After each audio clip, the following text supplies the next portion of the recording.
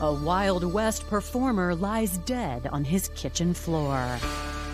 911, what is your emergency? I need an ambulance real fast. There's blood all over. There were 8 entrance wounds, 4 in the head, 3 in the upper chest. He was dressed as a cowboy, dressed all in black, from his boots to his hat. He was known by Black Bart. His grieving widow has a colorful past. She was one of Hugh Hefner's first Playboy bunnies. She taught Catholic school by day and Playboy bunny by night. She had a double life. The investigation into her husband's murder reveals they had plenty of enemies. They would do gunfight shows on property on the weekends. I did ask him if he ever had his ass kicked, and I offered to do it. Her husband didn't know about it, and she didn't want him to know about it. The question is, which of their foes killed Black Bart? His attitude, I have said, someday somebody is going to shoot him. It just eventually led into, yeah, we'd like to see him dead. There's nothing worse than being betrayed by a loved one. And that's what it was.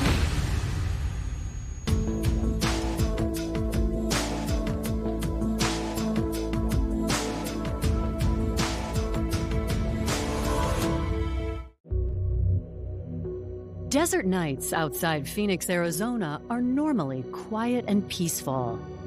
But at 10:30 p.m. on October 20th, 1992, a resident in an upscale neighborhood comes home to violence. 911, what is your emergency? Yeah, my name is Carole Gold. I need an ambulance real fast. My husband's on the kitchen floor. There's blood all over. I think he's dead. Officers get to the scene, and the woman who called Carole Gold, she leads them inside the house, and they find her husband on the ground. He was dressed as a cowboy, all in black, from his boots to his hat. It kind of jumped out at you. And he had a Western-style belt with a big buckle on it that said Black Bart on it. The victim was identified by his wife, Carole. He was known by either Chuck or Black Bart. After securing the crime scene, Phoenix police officers notify the homicide division. The first detective on the scene is Joseph Petrosino. When I got there really wasn't a lot of blood.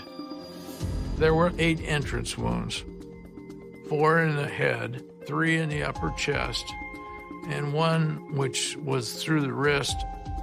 One of the wounds is behind the ear. I suspect that would have been one where he was down on the floor, and it's just, we're just going to make sure that he doesn't get up off the floor, execution style. As Detective Petrosino moves into the living room, he notices a strange detail. I had a chair in the living room, and I can see that the chair has been moved, and I can see that something had been behind the chair, which appeared to be shoe prints.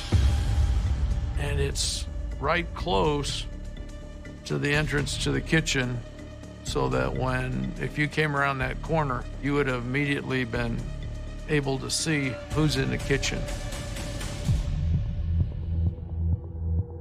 I suspect that once he went into the room, he was confronted almost immediately, and the shooting began. It seemed it could have been a robbery gone wrong. The robber broke in, and then Chuck scared him.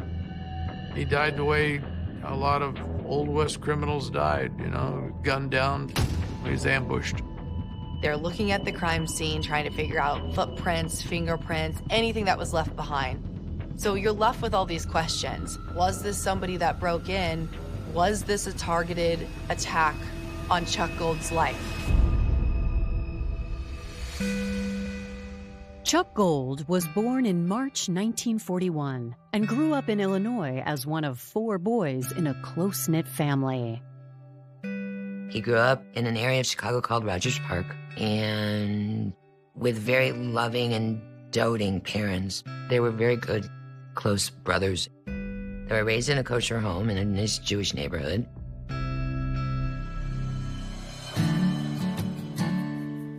Growing up, he was very much interested in the West, in the cowboys. He rode horses a lot, every chance he had, and worked pretty close with them. What kid of the 40s and 50s wasn't drawn to gunfights and cowboys? As a teenager, Chuck traded his Western wear for an army uniform, serving several years in Germany. He joined before he graduated high school. I've been told he did cross paths with Elvis around the time that Elvis actually was leaving the army. My dad was out in 61, I believe. My parents met shortly after. Chuck met his first wife in 1961. The two married soon after and had one daughter, Stephanie. My mom was young. They separated when I was 9 months old, and they were divorced by the time I was 2. After that, my father was married 5 times. My mother was his first wife. So I didn't know 2 and 3 at all. 4, I knew because she was the mother of my half-sister, but no relationships whatsoever with any of them. Though Chuck's marriages didn't last, his love of the Wild West stayed true. He turned that passion into a career, managing horse stables near Chicago and putting on gunslinger exhibitions with staged battles, fashioning himself after the famous outlaw, Black Bart. They got a stagecoach and they got horses, and they would do gunfight shows on property on the weekends.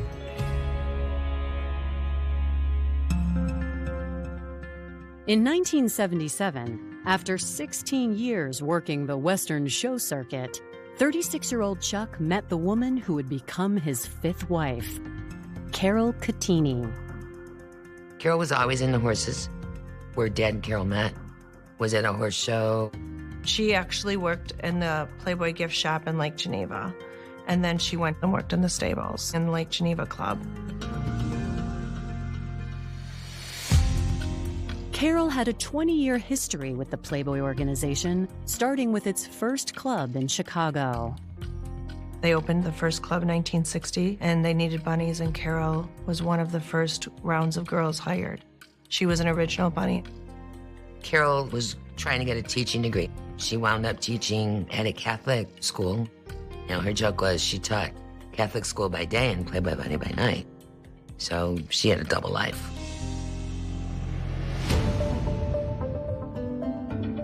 By the time she met Chuck at a horse show, Carole had traded in her bunny ears for motherhood. She had 2 children from a previous marriage, including a son named Ashton. After a whirlwind romance, she and Chuck tied the knot and decided to open horse stables of their own. They were doing very well. Lake Geneva, in the summer months, Lake Geneva, my Lord, it was a very busy town, and they did a big business. Carole also supported Chuck in reuniting with his estranged daughter. My dad was not part of my life when I was a child growing up. When I first reestablished my relationship with my father, they were running the stables at the Playboy Club in Lake Geneva. Carole was very open, very loving, very accepting, very sweet. I also met Ashton. He wasn't quite 10 yet, so he was this 9-year-old little kid. I said, "Do you mind having an older sister?" So they became my other family. The Playboy Club closed in 1983, which put an end to Chuck and Carole's business as well. So they started over again in Phoenix, leasing stables at the upscale Hilton Resort. The stable did tremendously well financially. Man, they were the single most financially successful stable of any of the valley back then. I was 21 years old. My vacations were all in Arizona. I wound up working at the stables, and I did all of that with Carole. So my relationship was, she was my other mother. I called her mom. The dynamic between my father and Carole was amazing. Carole ran the stables, kept the books, and my father did the gunfight shows. He would go play and be Black Bart and drive the stagecoach. Whenever he was at the stables, he was always dressed as Black Bart. He was very happy.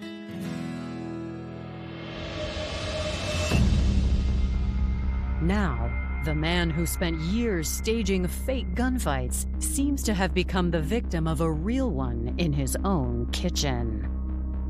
Carole Gold is the one that made the 911 call, and immediately officers and detectives need to ask her questions about Chuck.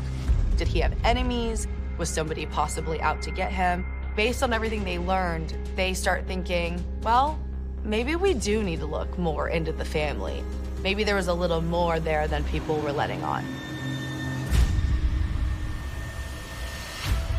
Coming up, evidence suggests the crime scene isn't what it appears to be. The scene didn't look like a robbery. And an old grudge lends the investigation a suspect. We had words, argument kinda, and trying to explain my side, he didn't want to hear about it.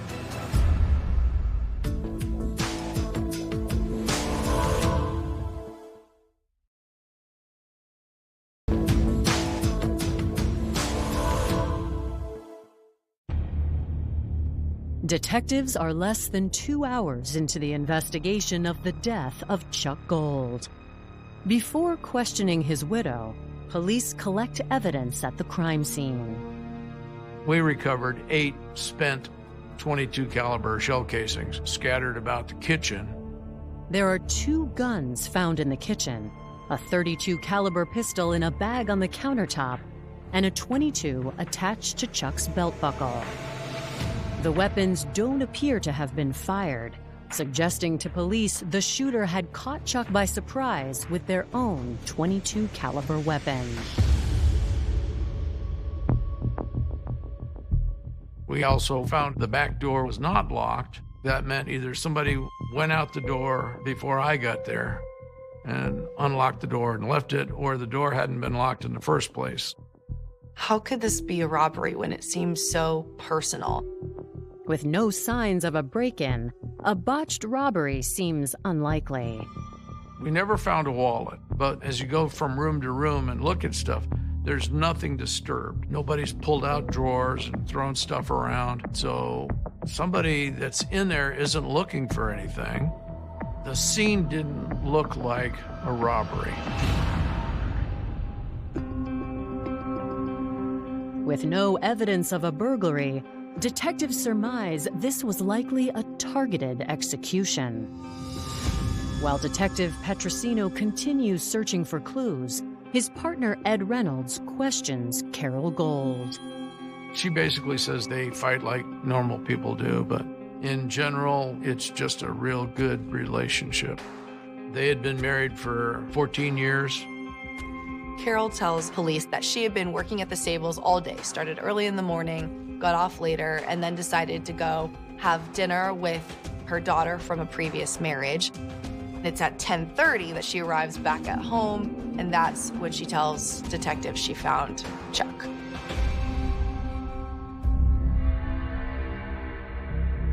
Carole's alibi should be easy enough to check out, but Detective Reynolds is also interested to know if she has any possible motive. He asks about life insurance. In this particular case, Carole says that there is no big policy to her knowledge. Another area that gets touched on during that initial interview is fidelity. Is there any possibility that Chuck's got a girlfriend? Carole tells officers that, yes, Chuck had had girlfriends in the past while they were married. She knew about it, but said it had been years since that had happened. According to Carole, Chuck only had one enemy she knows of. She tells police that they did have a former employee who did not get along with Chuck. His name was James Long Jr., and he went by Jimbo. It's the guy that shoes the horses. And at some point after he's there, some materials get stolen from Chuck. A saddle, some guns. Jimbo was fired because of this, but there had been some rumors among the employees at the horse stables that Jimbo wanted to get back at Chuck. He'd made some threats, and the debate is were they threats or were he just, shooting his mouth off?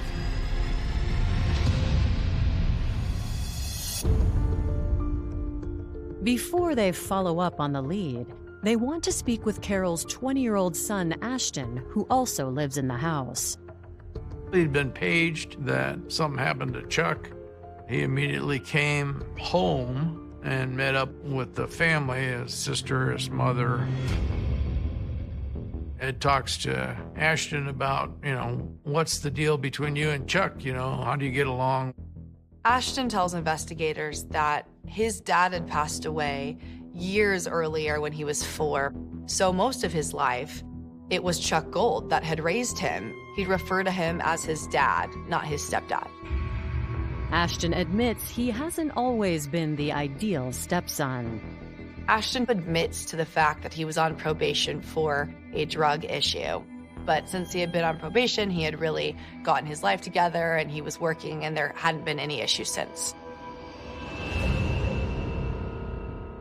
Ashton says he's been working as a driver at the stables, and he agrees with his mother. If anyone wanted to hurt Chuck, it was Jimbo. Ashton goes into a little more on Jimbo's criminal history, that he'd made some statements about he was going to take care of Chuck. So we now know Jimbo was a possible suspect. We're going to have to track down Jimbo.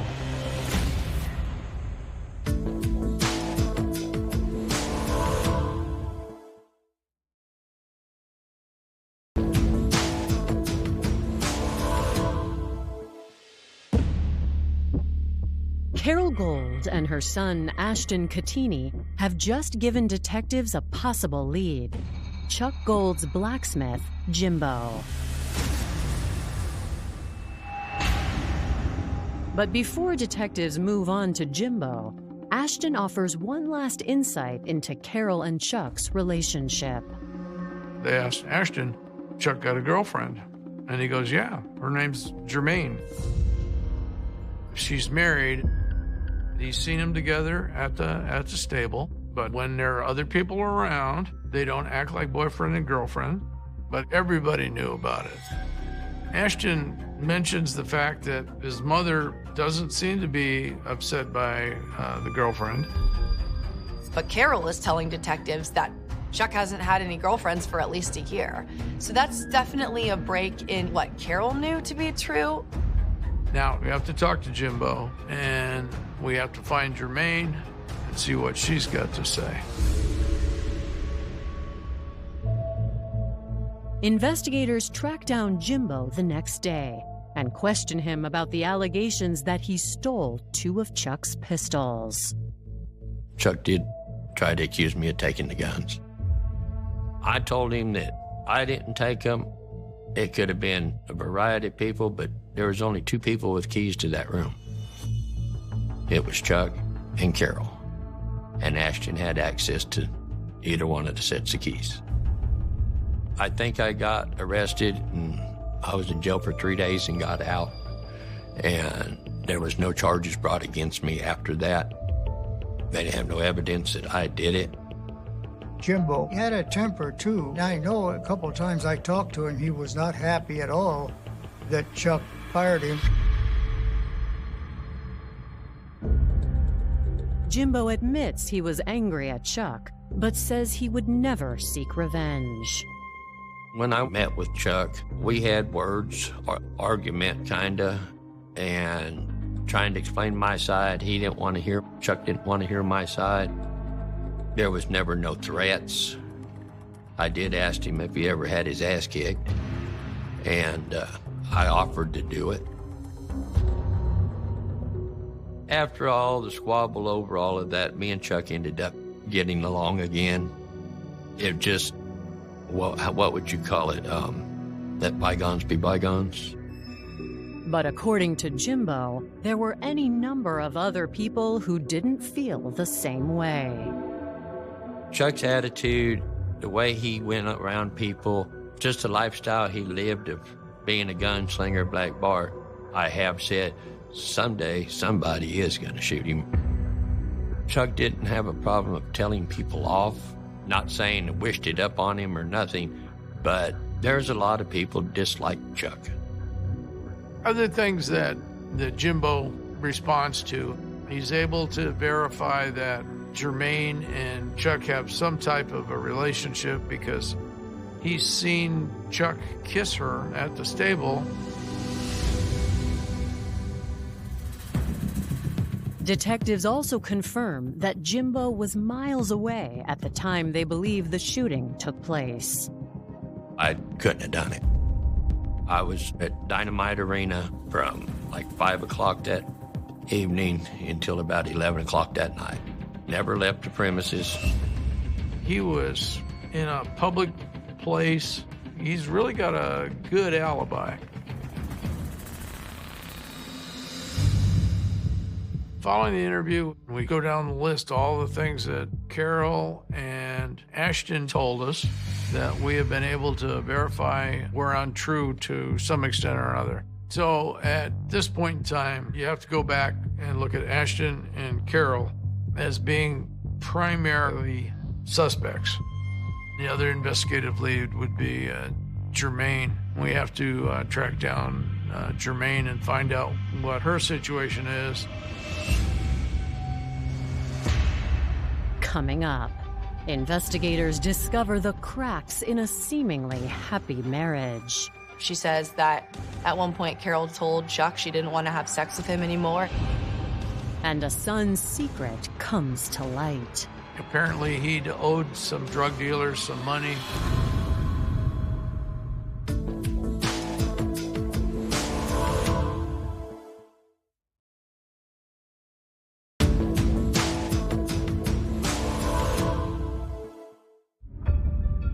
Following the interview with Chuck's former enemy, Jimbo, detectives tracked down Chuck's alleged girlfriend, Jermaine, to confirm there was an ongoing affair.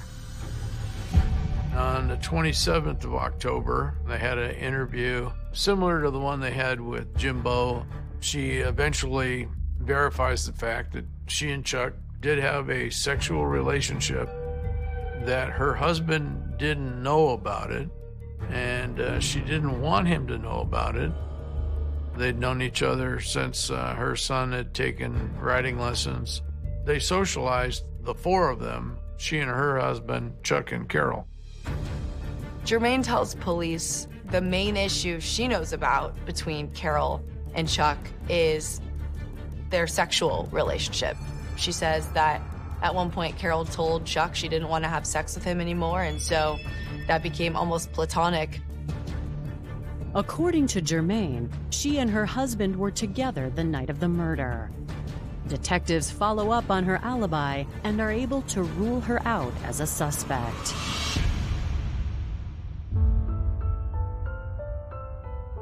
Investigators ask her when she last spoke to Chuck.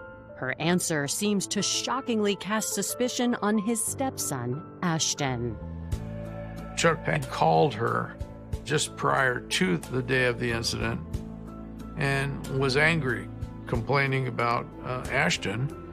The fact that Ashton is not carrying his part of the load.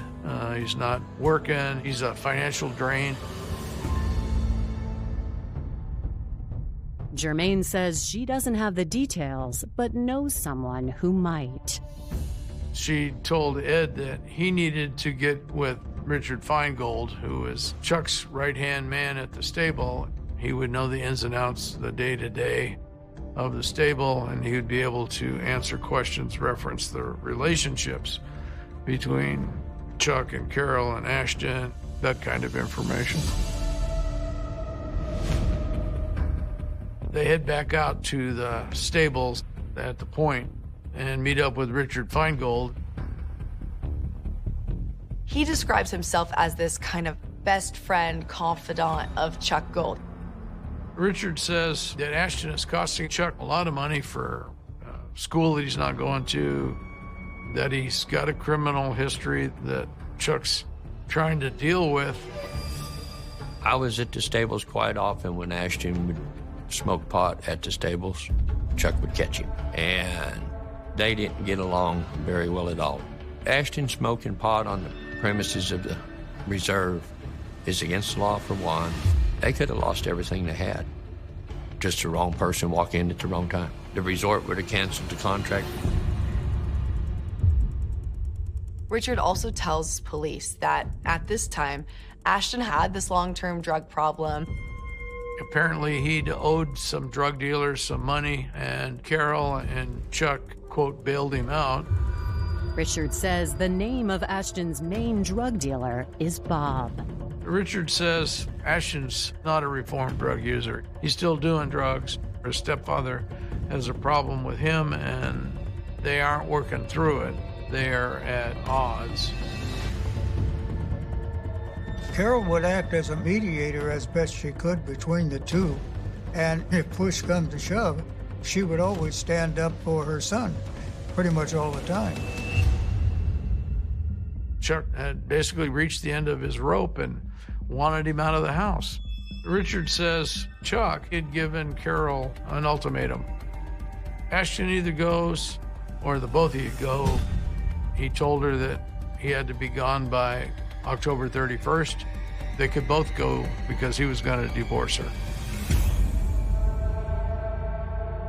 This information comes as a shock to detectives because this is the first time they're hearing this. When they interviewed Carole and when they interviewed Ashton, none of this came up, and they both made it seem like things are pretty good between Chuck and Ashton. Investigators discover Carole was also withholding information about something else.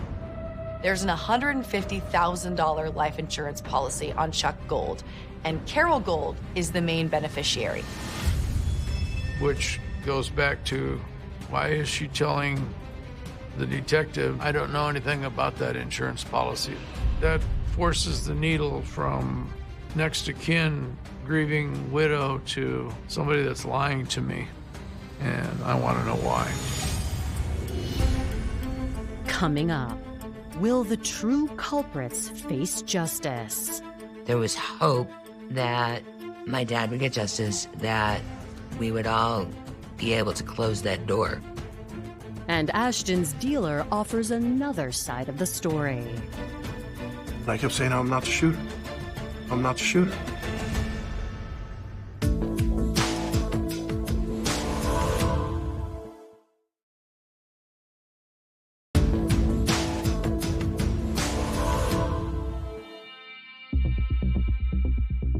The revelations about Carole Gold and her son Ashton have put them in detectives' crosshairs. To find out why they've been lying, investigators bring Ashton in for another round of questioning and confront him about what they know. Sometimes we lie to suspects. The story is that we have an anonymous informant that said that you stole the guns and gave them to Bob. And Ashton was dumbfounded that we had the name Bob. Ashton came off very concerned about his probation to detectives and admitted he had been using drugs up until Chuck's death. Ashton still denies knowing anything about Chuck's murder, but he tells investigators if they're looking for Bob, they'll find him at the fitness center where he works. We reach out to the Drug Enforcement Unit, and they know who Bob is. His last name's Pryor. He's a known distributor of synthetic heroin. Detectives learn Bob Pryor is out on bail after agents raided his home during a recent drug sting. When they served the search warrant, they found a box of 22 Stingers, which is the brand of shell casings that we recovered from the crime scene. And he was known to be in possession or the owner of a Ruger 22 semi-automatic pistol. So at this point, we now have a lot of circumstantial evidence that ties Pryor to Ashton. Because Bob Pryor was in possession of the same type of ammunition used to murder Chuck, police consider the possibility he was the one who pulled the trigger. Bob could be the weak link. If we can get enough on Bob, he can flip on who paid him or who hired him or who convinced him to do it. The drug unit involved in the raid informs detectives about an associate of Pryor's named Dan Goddard, a career criminal who is currently working for them as an informant. If Pryor was involved in Chuck's shooting, Goddard might know. Goddard comes down for an interview because of his relationship with the police department. He's trying not to go back to prison. That's why he's working as an informant. And so they ask him about, what does he know about Pryor? Investigators get far more out of Goddard than they hoped for. He claims Pryor hired him to be his driver the night of the murder. He outlines the fact that he got a call from Pryor, who offered him $50 to drive him around, and he takes the money, and Pryor directs him as to where he wants to go. They do a drive-by on the house, and Pryor tells him to stop and let him out, tells him that he'll page him when he needs him to pick him up and where to pick him up at. Goddard's belief is that Pryor's probably gonna go and collect money that's owed to him. Goddard drives around waiting for the page, and he gets the page, he picks Pryor up, and then they drive to a location where there's a canal, and Pryor gets out. The real aha moment is when Dan Goddard actually drives detectives to where he went that night, and it's Chuck Gold's house.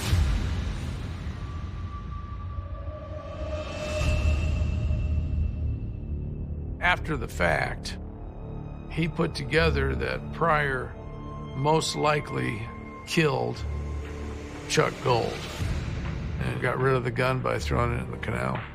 And immediately after that interview, Ashton jumps to the top of the list. Could this murder have been a motive of Ashton being angry at his stepdad for wanting to kick him out of the house? And was Carole covering for her son? Detectives are now putting these puzzle pieces together, that the two hired a hitman for the job. Goddard's statement gives detectives probable cause to arrest Bob Pryor, Ashton Cattini, and Carole Gold. There's a lot of circumstantial evidence that showed that Carole was involved. Now it's, you gotta prove it.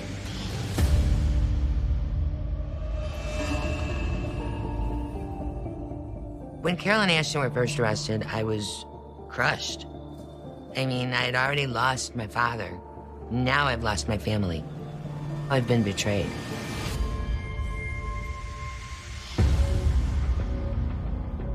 Unfortunately, the DA doesn't think they have enough to charge Carole.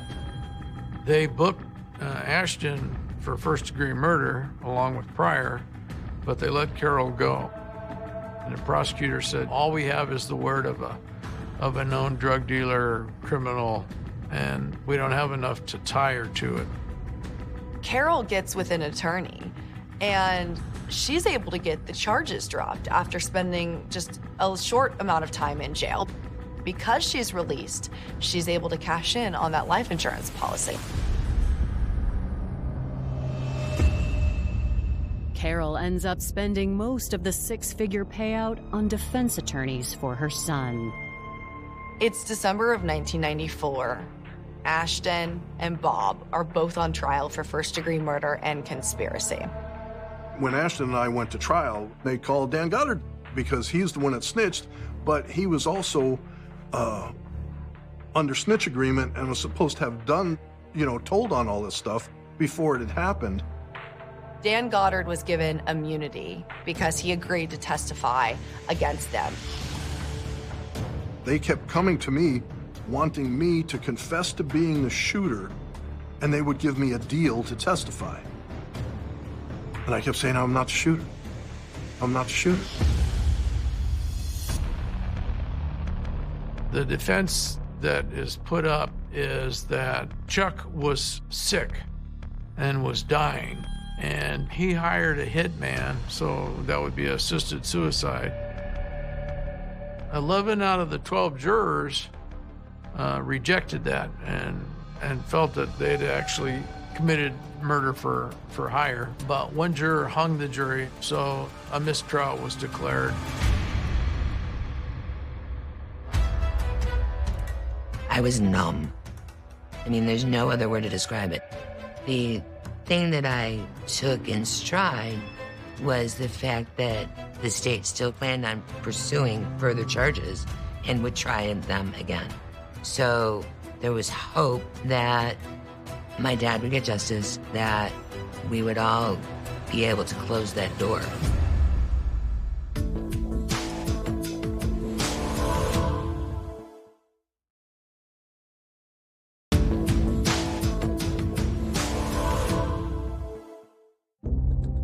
Prosecutors are gearing up to retry Bob Pryor and Ashton Cattini for the murder of Chuck Gold.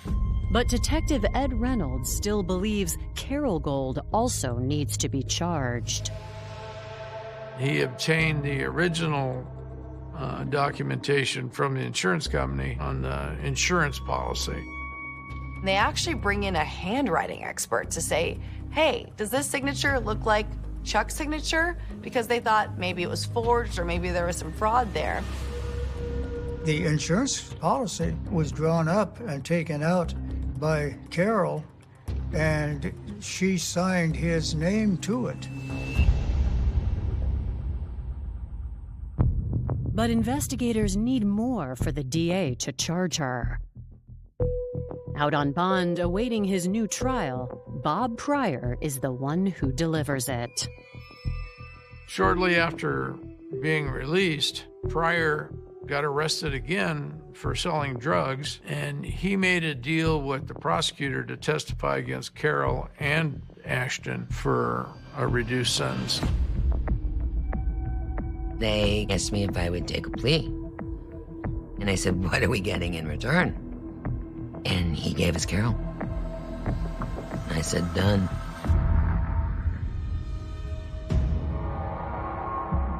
One year after the shooting death of Black Bart, Bob Pryor sits down with investigators to give his version of events. Ashton started telling me about how much he did not like his stepfather, Chuck. I just figured it was a rich kid complaining about a stepfather. But it just eventually led into, yeah, we'd like to see him dead.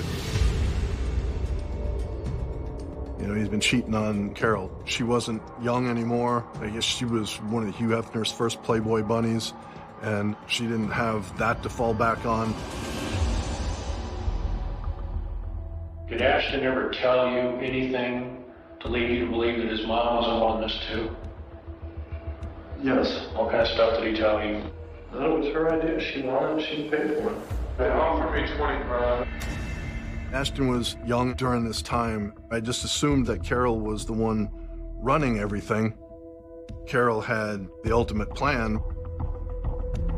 There was an event that Chuck was going to, and when it was over and then he could come home, all we had to do was be waiting and shoot Chuck. But Bob alleges that it was actually Dan Goddard who played the role of Triggerman. What happened on the night of the murder? Down over there and came back. And then... How many times did he shoot him? He didn't say. He didn't. He said he couldn't do it. I remember. He just said he just kept pulling the trigger. When they told me what Dan Goddard said, what Dan did was he told the story and just switched the roles of me and him. And so I was like, oh hell no, this isn't the way it went. Regardless of which man actually pulled the trigger, Bob's statement finally gives investigators enough evidence to arrest Carole.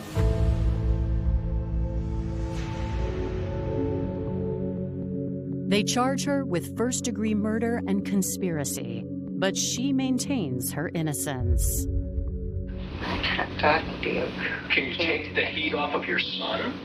I can't. You can't even do that? No, I won't do that right now.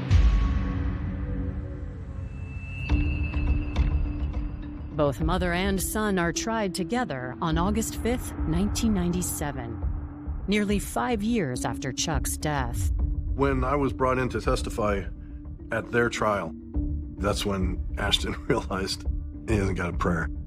Mid-trial, Ashton decides he wants to take a plea deal and gets 18 years in prison.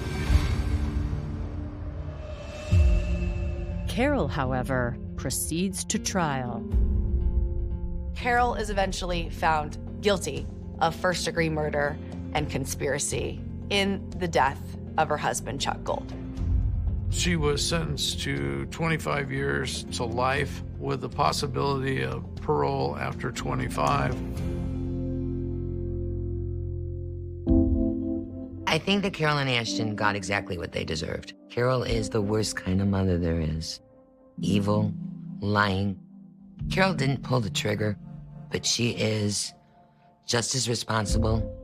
There's nothing worse than being betrayed by a loved one. I think that Chuck should be remembered as having fulfilled his dream. He died a cowboy. His headstone says Charles Black Bart Gold. His parents approved that. I can't imagine anything else explaining more who he was.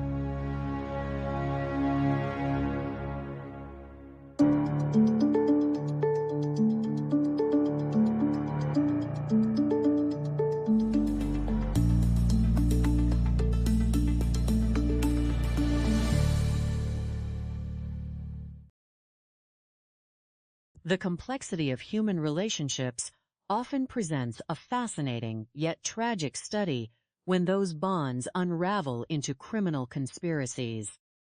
In cases where domestic partnerships end in violence, the motives almost always trace back to a dark combination of financial greed, emotional detachment, and the desperate desire to preserve personal interests at the expense of another life. These tragic cases occur with a distressing frequency in modern society because individuals often find themselves trapped in webs of their own making, unable to find an honorable path forward. When marital discord is exacerbated by external pressures, such as the financial strain of supporting adult children or the discovery of extramarital affairs, the psychological barriers that normally prevent extreme behavior can slowly disintegrate. The human mind is capable of rationalizing terrible acts when it is clouded by entitlement and the false belief that one can commit the perfect crime. There is a profound irony in how perpetrators of domestic homicide often view their actions as a clean resolution to their problems, completely failing to realize that the very complexity of their plots will eventually serve as their undoing. The study of these cases reveals a recurring pattern where the illusion of sophistication leads to sloppy mistakes, showing that greed and deception are ultimately self-defeating. To understand why these tragedies occur so frequently, one must examine the psychological transition from resentment to violence. In many blended families, tension can arise when step-parents and step-children clash over lifestyle choices, financial dependency, or household rules. When a parent is forced to choose between a spouse and a child, The natural instinct to protect the child can sometimes become twisted, especially if that child is struggling. Ve kepai tehat, substance abuse, or legal troubles. In eti uj hat environments, the spouse who attempts to enforce boundaries or cut off financial support can easily be cast as an oppressor or an obstacle. This dynamic creates a fertile ground for resentment to grow, as the parent and child begin to view the spouse not as a family member, but as a threat to their security and comfort. When this resentment is paired with the knowledge of a substantial life insurance policy, the temptation to permanently remove the obstacle becomes overwhelming for those vekep. Ehat, weak moral foundations. The frequency of these crimes is a somber reminder of how quickly greed can override basic human empathy, transforming a home from a place of sanctuary into a scene of betrayal. When law enforcement officers are called to investigate these domestic tragedies, they must rely on a combination of scientific analysis, behavioral observation, and rigorous dedication to uncover the truth. The most important details and clues often lie in the subtle discrepancies at the crime scene. A genuine burglary or random act of violence typically leaves a chaotic trail, with forced entry points, ransacked drawers, and missing valuables of obvious worth. When detectives arrive at a scene and find that the home is undisturbed, that expensive items remain in plain sight, and that the victim was targeted with precision, their suspicion immediately turns inward. This lack of disturbance indicates that the assailant did not enter to steal, but rather to execute a specific individual, suggesting that the killer may have been invited inside or had easy access to the property. Footprints left behind, near entryways or behind furniture, can reveal the presence of an intruder who waited in ambush, pointing to a calculated plan rather than a spontaneous confrontation. Furthermore, the analysis of ballistic evidence, such as the specific caliber of the ammunition and the distribution of spent shell casings, provides vital clues about the weapon used and the level of experience of the shooter. The supposed sophistication of criminals who plan these hits is almost always an illusion. While they may spend weeks arranging alibis, hiring intermediaries, and trying to distance themselves from the physical act, they invariably fail to account for the unpredictable nature of human behavior and the relentless curiosity of investigators. Conspirators often assume that by utilizing a third party to commit the deed, they can establish a clean separation that protects them from prosecution. However, this reliance on others is precisely what leads to their downfall. Criminal accomplices, particularly those involved in illegal drug trades or other illicit activities, possess no true loyalty to those who hire them. When faced with the prospect of severe prison sentences, these intermediaries will cooperate with law enforcement, trading their testimony for reduced charges or immunity. This cascade of betrayal among co-conspirators is a common thread in major investigations, demonstrating that a criminal enterprise built on greed and self-preservation is fundamentally unstable and destined to collapse under pressure. From these devastating cases, society can draw profound life lessons about the importance of conflict resolution, honesty, and the early recognition of domestic warning signs. It is critical for individuals to understand that marital and familial disputes must be addressed through open communication, counseling, or legal separation, rather than allowing resentment to fester. When relationships reach a point of irreconcilable difference, seeking a divorce is not only a healthy resolution, but also a necessary safeguard against escalating hostility. Moreover, the community must remain vigilant in recognizing the signs of financial elder abuse, domestic control, and the manipulation of vulnerable family members. Educating the public about the warning signs of controlling behavior and the importance of establishing secure, independent financial arrangements can help prevent individuals from becoming targets of those who covet their wealth. Honoring the memory of victims involves committing to a society where disagreements are handled with dignity and where the law is respected as the ultimate arbiter of justice. For law enforcement agencies, the path to solving these complex cases more rapidly lies in the integration of specialized units and the swift sharing of intelligence. When a homicide division works in close coordination with drug enforcement units, intelligence analysts, and forensic experts, they can quickly identify connections that might otherwise remain hidden. For example, a suspect who is known to local drug enforcement officers may possess critical links to the associates or family members of a homicide victim. By maintaining open channels of communication across different branches of law enforcement, detectives can trace illegal weapons, locate key informants, and establish timelines with greater efficiency.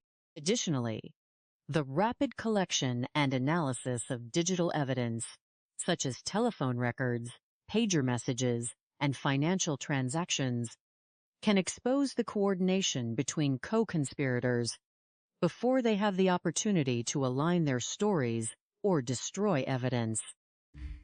The dedication of the investigating forces, combined with modern investigative techniques, ensures that justice is served and that those who seek to profit from violence are held accountable. To fully understand the reality of these concepts, we must examine the specific and tragic chronicle of a man who lived his life enamored with the history of the Old West, only to find himself the victim of a modern conspiracy. In the city of Phoenix, in the state of Arizona, the desert nights are typically characterized by a quiet stillness. But on the 20th of October, in the year 1992, that peace was shattered by an act of violence.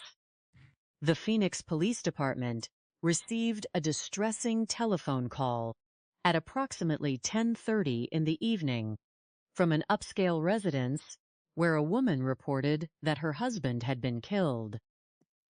When the first responding officers arrived at the scene, they were met by the widow, Carole Gold, who directed them into the kitchen of the home.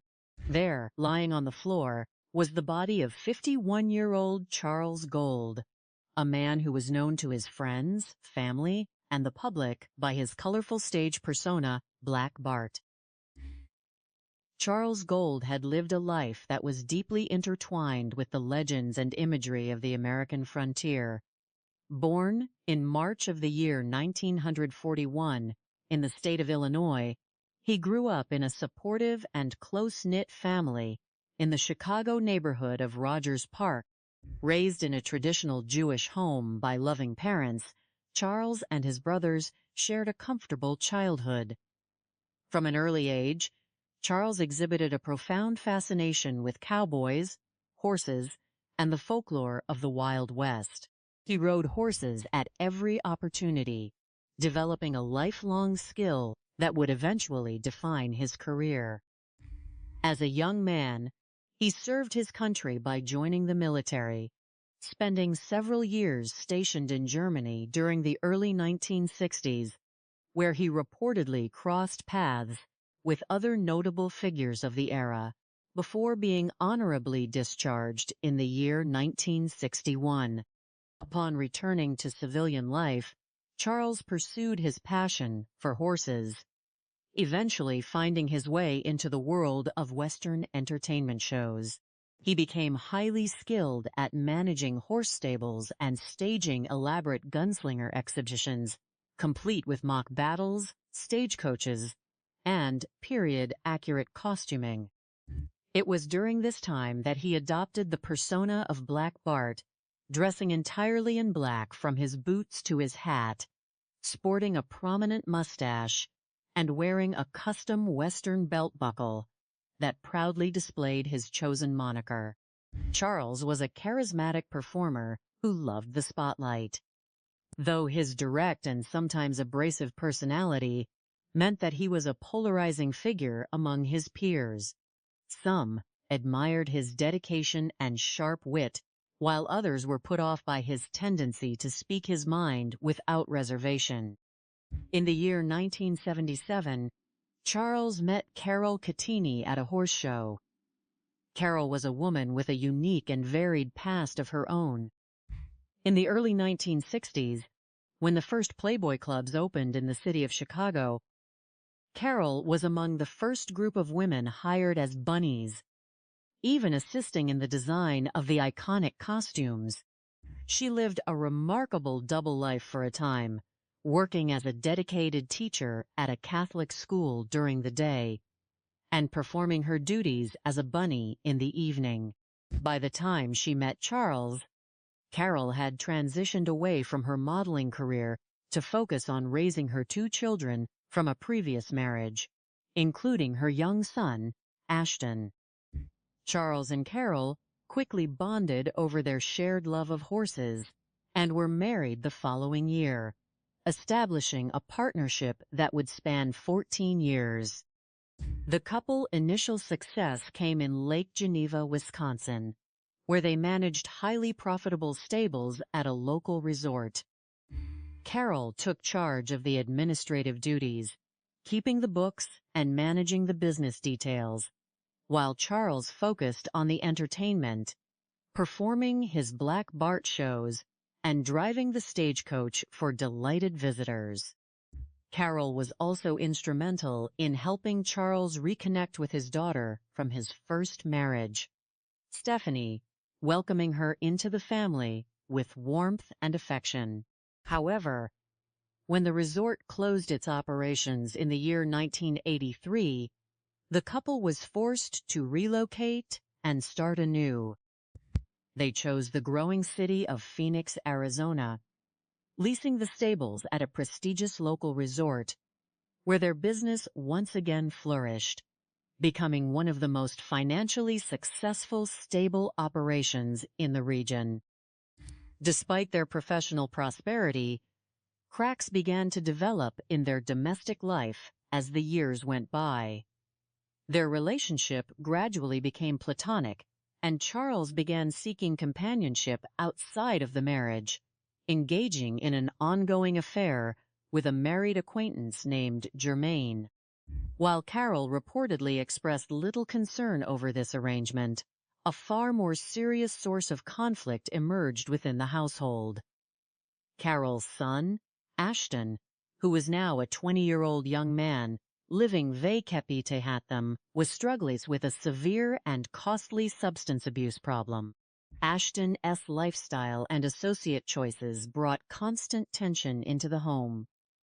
He had been placed on probation for drug-related issues, and Charles was deeply frustrated by what he perceived as Ashton's lack of responsibility and financial drain on the family. Charles grew increasingly angry when he discovered that Ashton was using illegal substances on the property of the resort stables, a violation of the law that threatened to destroy their entire business and ruin their contract with the resort. While Carole acted as a mediator, she consistently took the side of her son, shielding him from Charles' anger and bailing him out of financial debts owed to local drug dealers.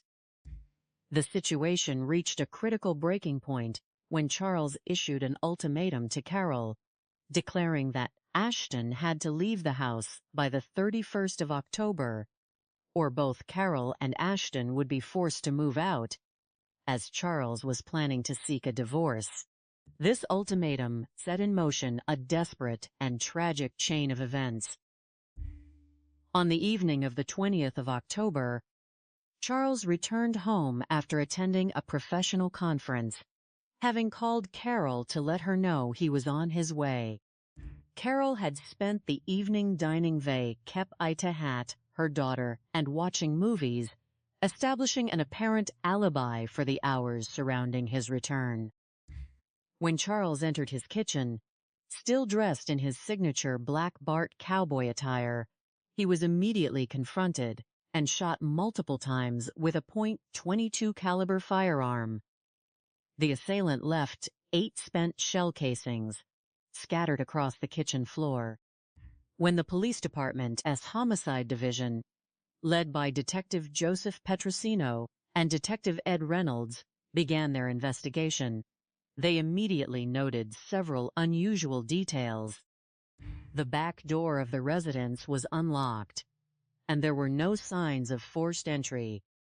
Although Charles' wallet was missing, none of the valuable items in the home had been disturbed, and no drawers had been ransacked, strongly suggesting that the scene was not a random burglary, but a targeted execution.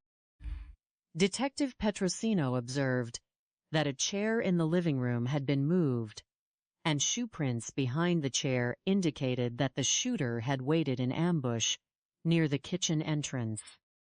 The detective also noted that Charles had a loaded .22 caliber handgun attached to his belt and another .32 caliber pistol in a bag on the counter, neither of which had been fired, indicating that he had been taken completely by surprise.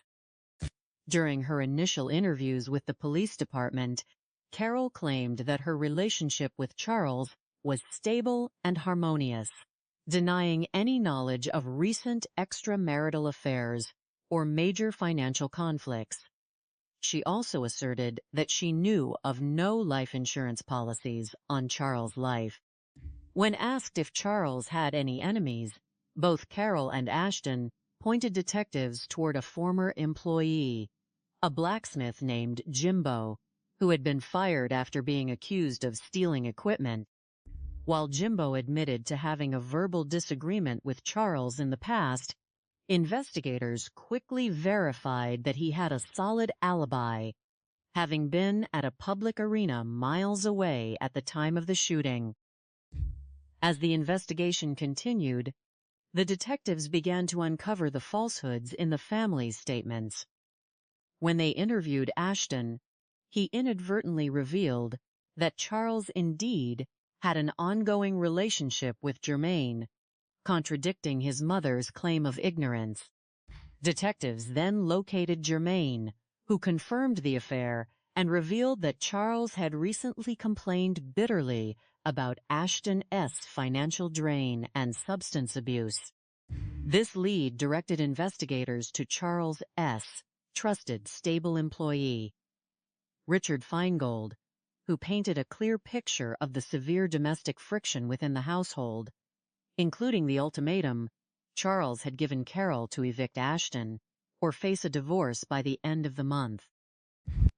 The most critical breakthrough occurred when detectives discovered the existence of a substantial life insurance policy worth $150,000, with Carole named as the sole beneficiary. This revelation provided a powerful financial motive and cast a dark shadow of suspicion over Carole's previous denials. To find the physical link to the crime, investigators focused on Ashton's drug associate, a local dealer named Bob Pryor, who was known to distribute illegal synthetic substances. During a separate law enforcement raid on Pryor's residence, officers had recovered a box of .22 caliber ammunition of the exact brand and type used in the murder of Charles, as well as a semi-automatic pistol of the same caliber. Recognizing the strength of this connection, detectives interviewed an associate of Pryor's named Dan Goddard, who was cooperating with law enforcement as an informant. Goddard delivered a stunning statement, claiming that on the night of the murder, Pryor had paid him $50 to drive him to a specific neighborhood. Goddard led detectives directly to Charles Ezra's residence, explaining that he had dropped Pryor off and later picked him up near a canal where Pryor allegedly discarded the weapon. This testimony provided the police department with the probable cause needed to arrest Carole, Ashton, and Bob Pryor. Although the prosecution initially lacked sufficient direct evidence to hold Carole, resulting in her temporary release and her subsequent cashing of the insurance policy to fund her son's defense, the legal battle was far from over. In December of the year 1994, Ashton and Pryor went to trial for first-degree murder and conspiracy. The defense attempted to argue that Charles, suffering from health issues, had orchestrated his own demise, a claim that 11 out of 12 jurors rejected. However, because a single juror remained unconvinced, a mistrial was declared, leaving the family of the victim waiting for justice. The breakthrough that finally resolved the case came when Bob Pryor, facing subsequent drug charges while out on bond, agreed to cooperate with the prosecution in exchange for a reduced sentence. Pryor provided a detailed confession, revealing that Ashton had repeatedly expressed a desire to see his stepfather dead, and that Carole had been the guiding force behind the entire conspiracy. Pryor claimed that the plan was designed to secure the life insurance payout and prevent the impending divorce and eviction.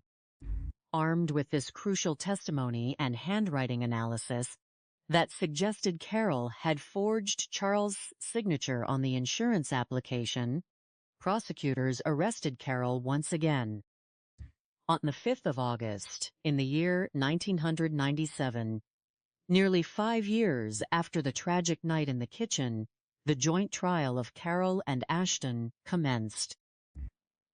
Recognizing the overwhelming nature of the evidence against him, Ashton chose to enter a guilty plea midway through the proceedings, receiving a sentence of 18 years in prison.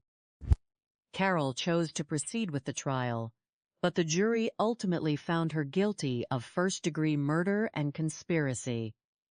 She was sentenced to a term of 25 years to life in prison, ensuring that the individuals who had betrayed Charles' trust were finally held accountable under the law. The resolution of this case stands as a powerful testament to the persistence, thoroughness, and dedication of the investigating forces who refused to let a clever conspiracy stand in the way of the truth. It serves as a solemn warning to the community about the devastating consequences of greed and the betrayal of familial bonds, while honoring the memory of a man who pursued his dream of living as a true cowboy of the Wild West until his final days. The peaceful desert death nights outside Phoenix, Arizona, are generally known for their quiet tranquility, offering a stark contrast to the bustling activity of the city during the day. However, on the evening of October 20th in the year 1992, this calm was shattered by an act of violence that would expose a complex web of deception, greed, and familial discord. At approximately 10:30 in the evening, a resident in an upscale neighborhood returned to her home to find her husband lying motionless on the kitchen floor. The victim, Charles Gold, was a well-known local figure who frequently performed in historical reenactments of the American frontier, adopting the persona of the notorious outlaw known as Black Bart. When the first responding officers and emergency personnel arrived at the scene, they were met with a striking visual image. Charles Gold was dressed entirely in his performance attire, wearing a black cowboy outfit from his boots to his hat, complete with a Western-style belt buckle that proudly bore his stage name, Black Bart. The initial assessment of the scene by the first detective on the scene, Joseph Petrosino, revealed a chilling and precise crime. There were 8 entrance wounds on the body of the victim, including 4 located in the head, 3 in the upper chest, and 1 through the wrist. One of the head wounds was positioned behind the ear, a detail that suggested to the experienced investigator that the final shot may have been delivered after the victim had already fallen to the floor, indicating an execution-style termination of life rather than a spontaneous struggle. As the crime scene technicians and detectives began their meticulous documentation, they searched for physical clues that could explain the sequence of events. In the living room, Detective Petrosino noticed a highly unusual detail. A chair had been noticeably displaced, and behind it, investigators discovered shoe prints on the floor. This suggested that an intruder had positioned themselves behind the furniture, waiting in ambush for Charles Gold to return or walk past. This vantage point would have allowed the assailant to observe the kitchen entrance clearly, ensuring that any confrontation would occur suddenly and with a significant tactical advantage. The lack of ransacked drawers, undisturbed valuables, and the overall orderliness of the residence strongly cast doubt on the initial theory of a residential burglary gone wrong. A standard intruder seeking material gain typically searches a home systematically, leaving behind a trail of open cabinets and displaced belongings. Here, nothing appeared to have been disturbed, which pointed toward a targeted assault rather than a crime of opportunity. Furthermore, investigators discovered that the back door of the residence was unlocked. This detail suggested two distinct possibilities. Either the perpetrator had entered or exited through this portal, or the door had been left unsecured to facilitate entry. To understand why someone would target Charles Gold, the police began a thorough investigation into his personal history and relationships. Born in March of the year 1941, Charles grew up in the Rogers Park neighborhood of Chicago, Illinois. He was raised in a supportive, close-knit, kosher Jewish family alongside his three brothers. From a very young age, Charles was captivated by the lore of the Old West, spending his youth riding horses and dreaming of the frontier lifestyle. As a teenager, he joined the military, serving several years in Germany, where his path reportedly crossed briefly with another famous service member of that era before his discharge in the year 1961. Following his military service, Charles returned to Illinois and pursued his passion for equine management, eventually running stables and organizing Western-style entertainment shows. His personal life, however, was characterized by frequent transitions, as he married 5 times throughout his life. His first marriage, which occurred shortly after his military discharge, produced a daughter named Stephanie. But the union ended in divorce when she was still an infant, leading to a long period of estrangement between father and daughter. In the year 1977, Charles met the woman who would become his 5th wife, Carole Catini. At the time, Carole was working in the equine industry in the Lake Geneva area of Wisconsin, a popular resort destination. Carole possessed a colorful and varied background, having been one of the very first hostesses employed by the famous Playboy organization when they opened their initial club in Chicago in the year 1960. For a period, she managed a complex double life, teaching at a local Catholic school during the day and working as a hostess at the high-end club during the evening. By the time she met Charles, Carole was a mother of 2 children from a previous relationship, including a young son named Ashton. The couple united over their shared love of horses and established a successful business managing stables in Lake Geneva, catering to a wealthy clientele during the summer months. During this period, Carole also encouraged Charles to reconnect with his daughter, Stephanie, who was welcomed into the family, and formed a close bond with her father and her young stepbrother, Ashton. When the local resort in Wisconsin closed its doors in the year 1983, Charles and Carole decided to relocate their operations to the sunnier climate of Phoenix, Arizona. They leased the equestrian facilities at an upscale resort where their business flourished, becoming one of the most financially successful operations in the region. Charles fully embraced his role, spending his days managing the horses and performing dramatic blank ammunition gunfight shows for the resort guests while dressed in his signature black cowboy attire.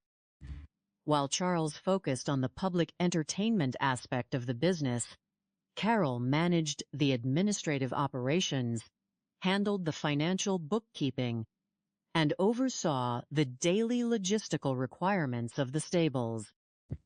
To the outside world, the couple appeared to have built a prosperous and harmonious life together, blending family, business, and historical performance into a successful enterprise.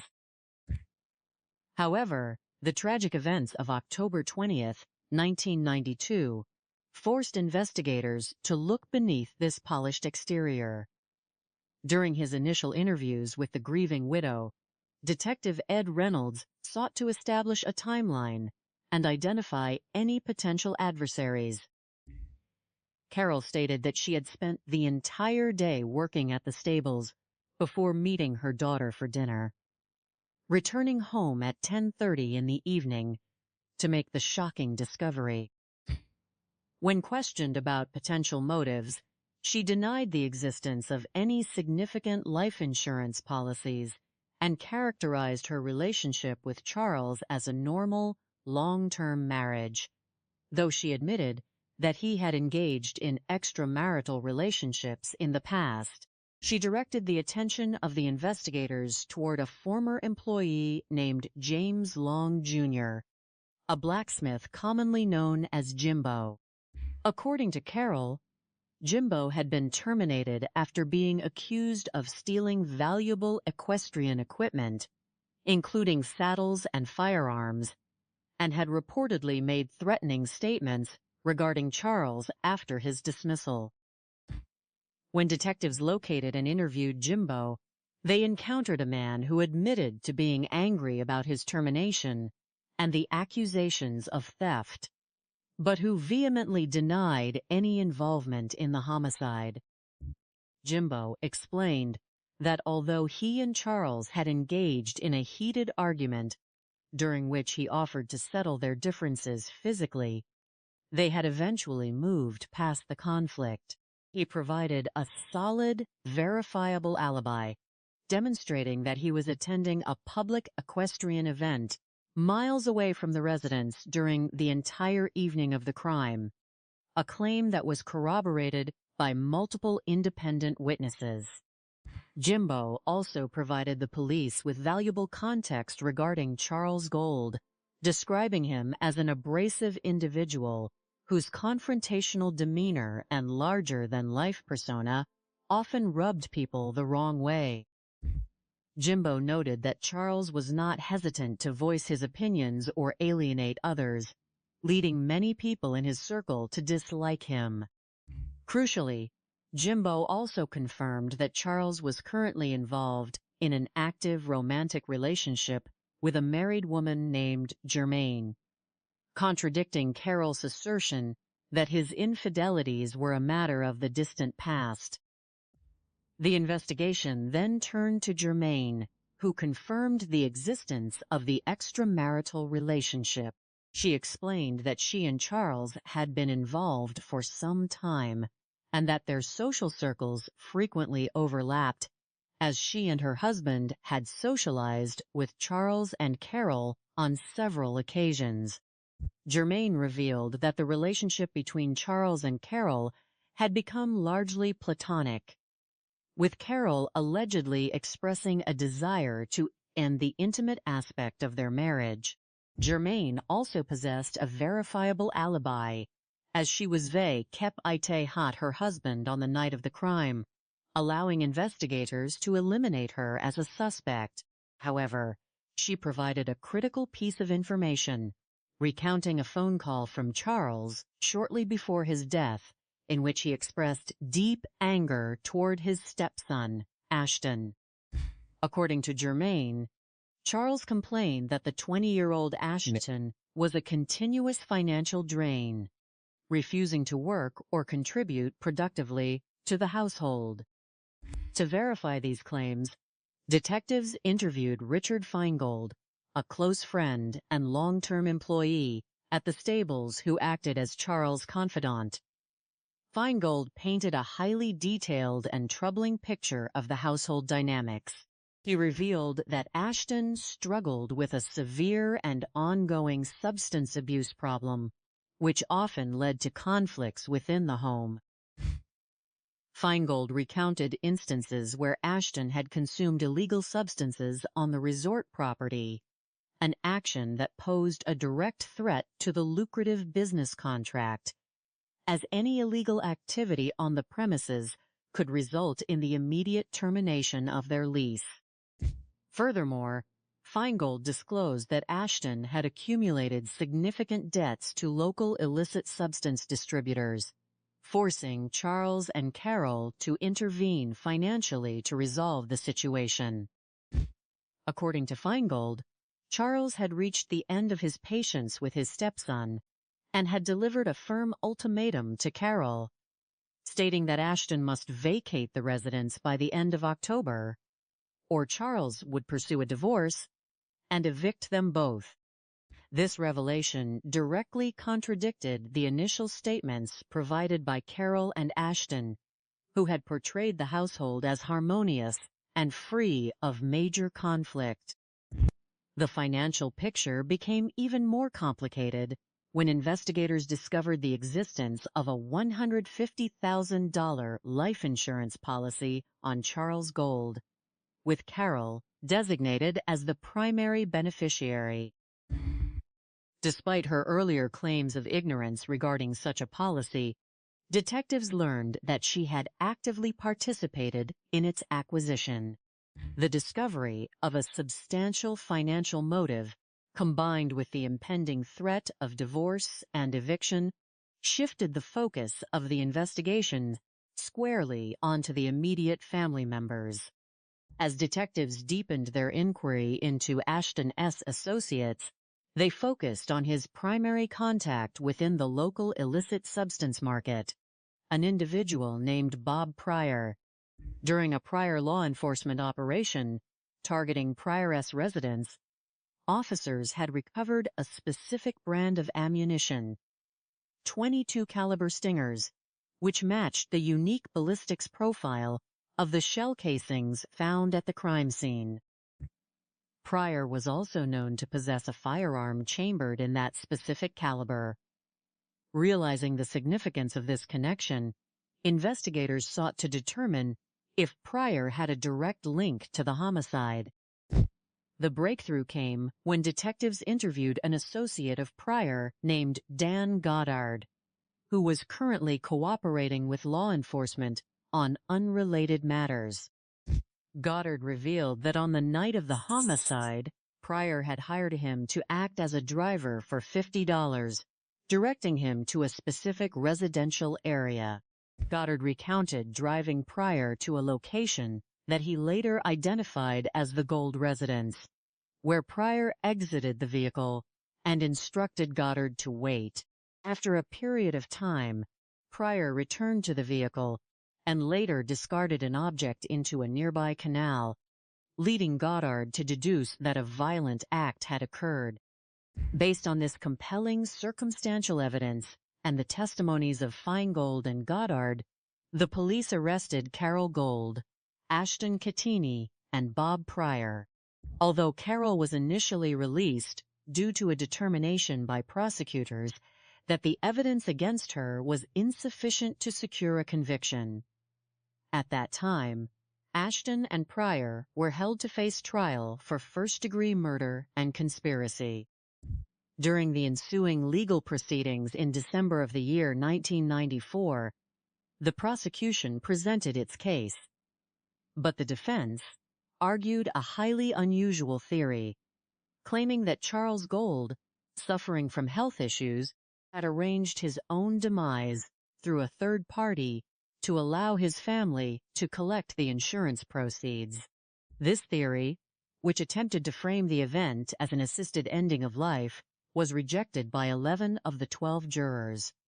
However, because a single juror remained unconvinced, a mistrial was declared, forcing prosecutors to prepare for a second trial. Determined to secure justice for Charles Gold, Detective Reynolds continued to gather evidence. He focused on the paperwork associated with the life insurance policy, obtaining the original documents and submitting them to a forensic handwriting analyst. The expert concluded that the signature of Charles Gold on the application was not authentic and had been forged by Carole, providing concrete evidence of fraud and pre-planning. The final piece of the puzzle fell into place when Bob Pryor, facing additional charges for subsequent illegal activities while out on bond, agreed to cooperate with the prosecution in exchange for a reduced sentence. Pryor provided a detailed account of the conspiracy, alleging that Ashton had expressed a desire to see his stepfather eliminated due to the ongoing domestic conflicts.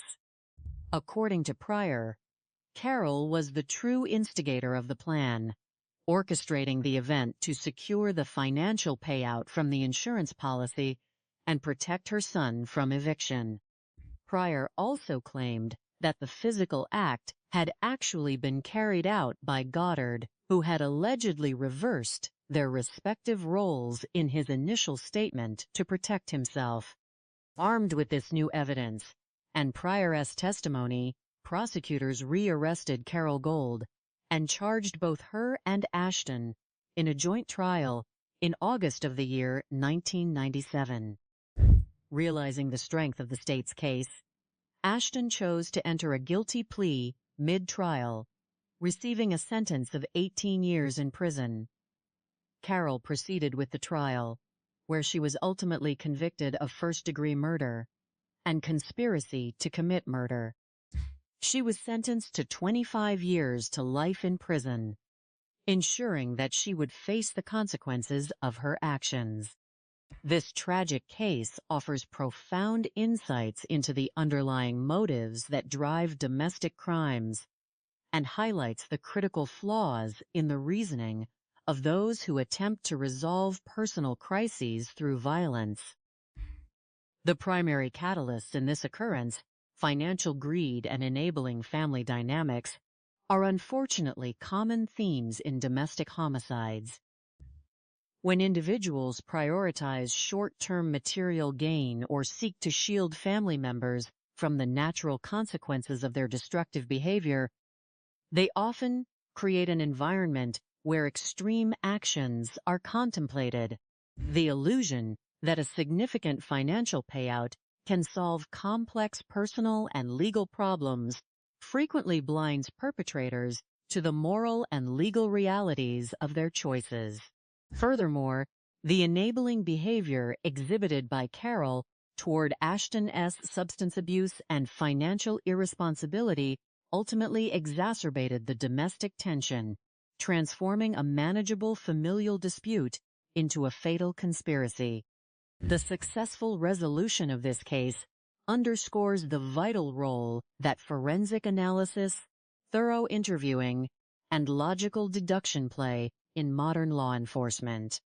Detectives Petrosino and Reynolds demonstrated exceptional diligence by refusing to accept the initial appearance of a residential robbery at face value. By carefully analyzing the physical state of the crime scene, noting the lack of disturbance and the unlocked entry point, they correctly identified that the incident was personal and pre-planned. The use of handwriting analysis to expose the forged signature on the insurance policy provided the critical link needed to demonstrate premeditation and financial motive. highlighting how administrative documentation can be as powerful as physical evidence in a criminal investigation.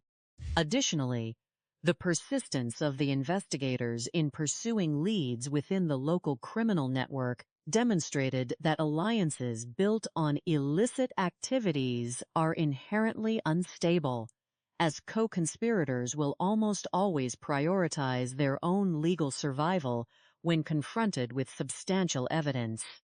For the community, this case serves as a powerful reminder of the importance of addressing domestic conflict and substance abuse through constructive, legal, and professional channels. Attempting to conceal or enable destructive behaviors within a family unit only allows those issues to fester and grow, often leading to catastrophic outcomes. Seeking professional intervention, setting healthy boundaries, and utilizing legal separations or counseling are the appropriate methods for managing marital and familial breakdowns. Ultimately, justice prevailed through the persistent efforts of the Phoenix Police Department and the judicial system, ensuring that those who orchestrated the demise of Charles Gold were held accountable and allowing his memory as a dedicated performer who lived his dream of the American West to be preserved with respect. The quiet desert nights on the outskirts of Phoenix, Arizona, are typically characterized by a profound stillness and a peaceful atmosphere. However, on the 20th of October in the year 1992, at approximately 10:30 in the evening, this tranquility was shattered for a resident returning to an upscale neighborhood. Upon arriving home, the resident discovered a scene of tragic violence. The emergency services were immediately summoned, and when officers arrived at the suburban residence, they were met by Carole Gold, who led them inside the house. There, lying on the kitchen floor, lay her husband, Charles Gold. He was dressed completely in the attire of a traditional Western cowboy, wearing black clothing from his boots to his hat. The unusual garb immediately drew the attention of the responding officers, who also noted a large Western-style belt with a prominent buckle bearing the name Black Bart. The victim was quickly identified as Charles Gold, a man who was widely known by either his first name or his theatrical moniker of Black Bart. Once the responding officers had secured the residence to preserve any potential evidence, the Homicide Division was notified. The first investigator to arrive at the residence was Detective Joseph Petrosino. Upon entering the kitchen, the detective observed that there was surprisingly little fluid at the scene, given the nature of the crime. A preliminary examination revealed that Charles had suffered 8 entrance wounds from a small caliber firearm. 4 of these wounds were situated in the head, 3 were in the upper chest, and 1 had passed through his wrist. One specific wound was positioned behind the ear, suggesting to the investigator that the assailant had delivered a final, decisive shot, while the victim was already incapacitated on the floor, indicating a highly deliberate and personal execution. As Detective Joseph Petrosino moved from the kitchen into the adjacent living room, he noticed an unusual detail that would prove crucial to reconstructing the final moments of the victim. An armchair in the living room had been noticeably shifted from its normal position. Behind this chair, the detective discovered distinct shoe prints on the floor. This armchair was situated very close to the entrance of the kitchen, meaning that anyone standing behind it would have been completely concealed from the view of someone entering the home, yet would have had an immediate, unobstructed line of sight into the kitchen. The moment the occupant walked around the corner, this physical arrangement suggested that the assailant had waited in hiding, ambushing Charles the moment he entered the room, catching him completely by surprise. before he could react or defend himself. The absence of any signs of forced entry at the residence raised immediate questions for the investigators. A search of the home revealed that none of the rooms had been ransacked. No drawers had been pulled out. No belongings had been scattered, and valuable items remained untouched throughout the house. While the victim's wallet was missing, the overall state of the home strongly contradicted the theory of a typical burglary or robbery gone wrong. In a standard break-in, an intruder generally searches for valuable goods, leaving a trail of disarray. Here, the focus of the intruder appeared to be entirely and exclusively on the victim. This led the investigators to suspect that the incident was not a random act of opportunistic violence, but rather a highly targeted, pre-planned execution.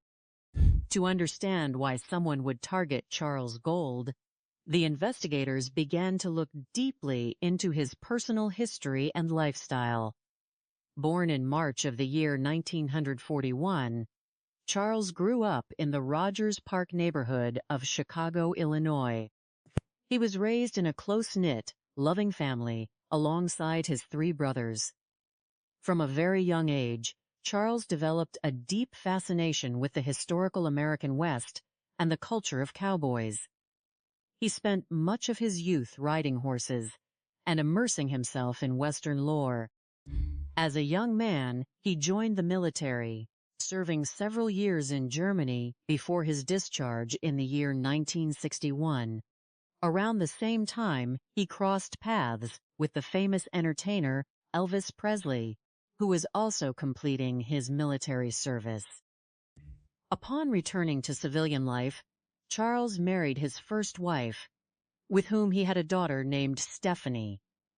However, the marriage was short-lived, and the couple divorced when their daughter was only 2 years old. Over the following decades, Charles would marry 4 more times, reflecting a turbulent personal life. Though his passion for the Wild West remained entirely constant, he eventually turned this lifelong passion into a career, managing horse stables near Chicago and staging elaborate gunslinger exhibitions. He styled himself after the historical outlaw known as Black Bart, driving stagecoaches and performing choreographed gunfights for audiences during the weekends. In the year 1977, at the age of 36, Charles met Carole at a horse show. Carole possessed a colorful and unique history of her own. In the year 1960, when the first of the famous clubs founded by Hugh Hefner opened in Chicago, Carole was among the first group of women hired to work there. She maintained a 20-year association with the organization, eventually working in the stables and gift shop of their resort in Lake Geneva, Wisconsin. During this period, Carole also pursued a degree in education and began working as a teacher at a local Catholic school. This created a striking duality in her life, as she taught school children during the day and worked at the entertainment club during the evening. After a rapid romance, Charles and Carole married, and together they operated highly successful horse stables in Lake Geneva. Carole, who was described by Charles' daughter Stephanie as warm, accepting, and sweet, helped facilitate a reunion between Charles and his estranged daughter. She also brought her young son, Ashton, into the marriage. When the entertainment resort closed in the year 1983, the couple relocated to Phoenix, Arizona, where they leased and managed the stables at a prominent local resort. The business flourished, becoming exceptionally successful financially. While Carole managed the administrative operations and maintained the financial records, Charles focused on the public entertainment, playing his beloved character of Black Bart and performing in authentic Western attire. With Charles now deceased, the investigators began their formal interviews. starting with his widow, Carole. When questioned by Detective Ed Reynolds, Carole described their 14-year marriage as generally positive, admitting only to the normal, occasional disagreements that any married couple might experience. She provided an alibi for the evening of the crime, explaining that she had worked at the stables during the day, completed her duties late, and then departed to have dinner. Ite had her daughter from a previous marriage. She claimed to have returned home at 10:30 in the evening, at which point she discovered her husband on the kitchen floor. When asked about any potential financial motives, Carole stated that she was unaware of any significant life insurance policy on her husband.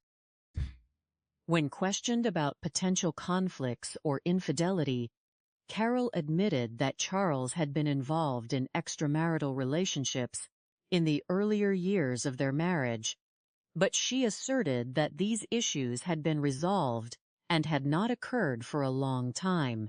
She directed the investigators' attention toward a former employee named James Long, Jr., who was commonly known as Jimbo.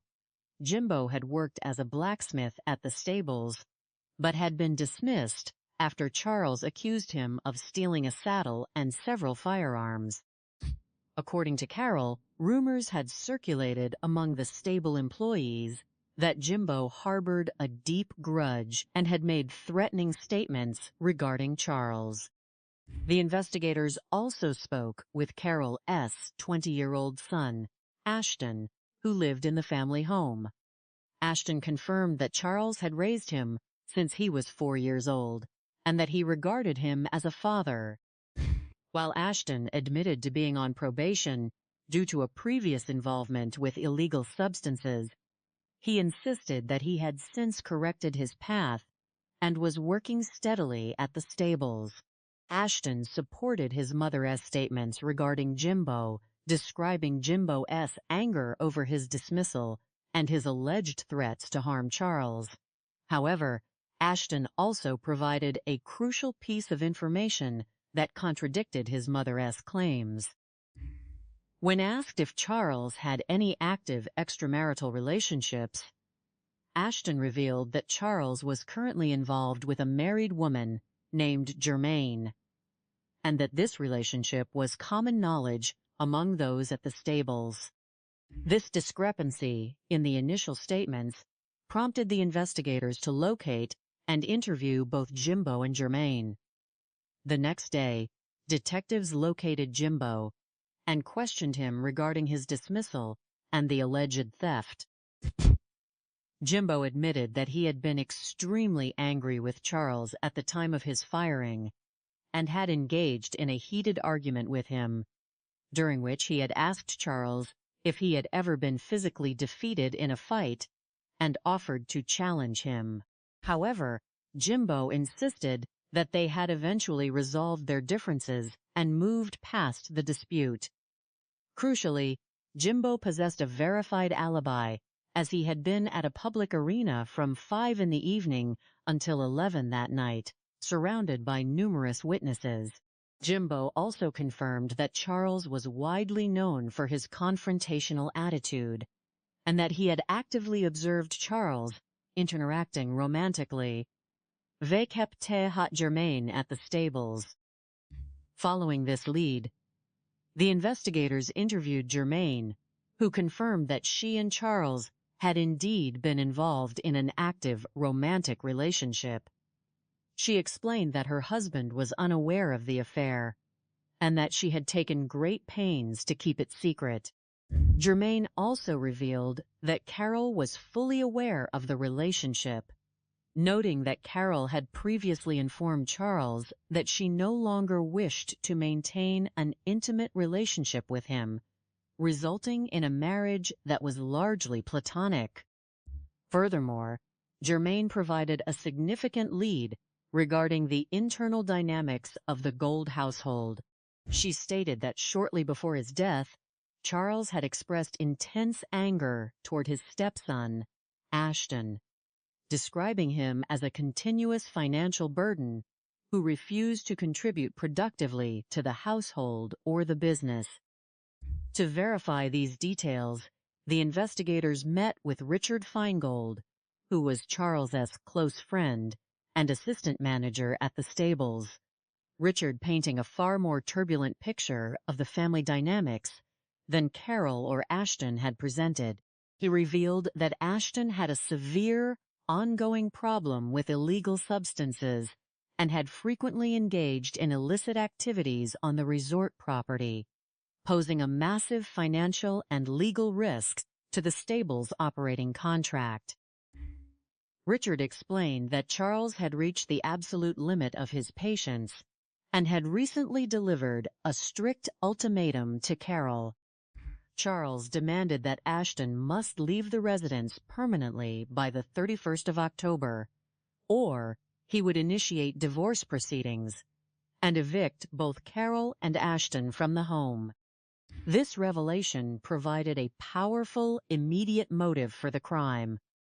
If Charles proceeded with the divorce, Carole stood to lose her share of a highly lucrative business and her home, while Ashton would lose his primary source of financial support.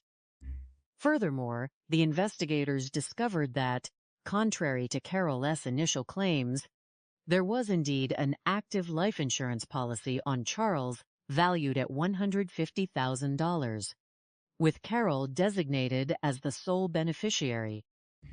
This direct financial benefit, combined with the looming threat of divorce and eviction, shifted the focus of the investigation squarely onto Carole and Ashton. To uncover the truth, the detectives brought Ashton in for a second round of intense questioning. Using a common investigative technique, the detectives suggested to Ashton that they had received information linking him to a local individual named Bob. Ashton appeared visibly shaken by the mention of this name, confirming to the investigators that he was still actively involved in the substance subculture, and that Bob Pryor was his primary supplier.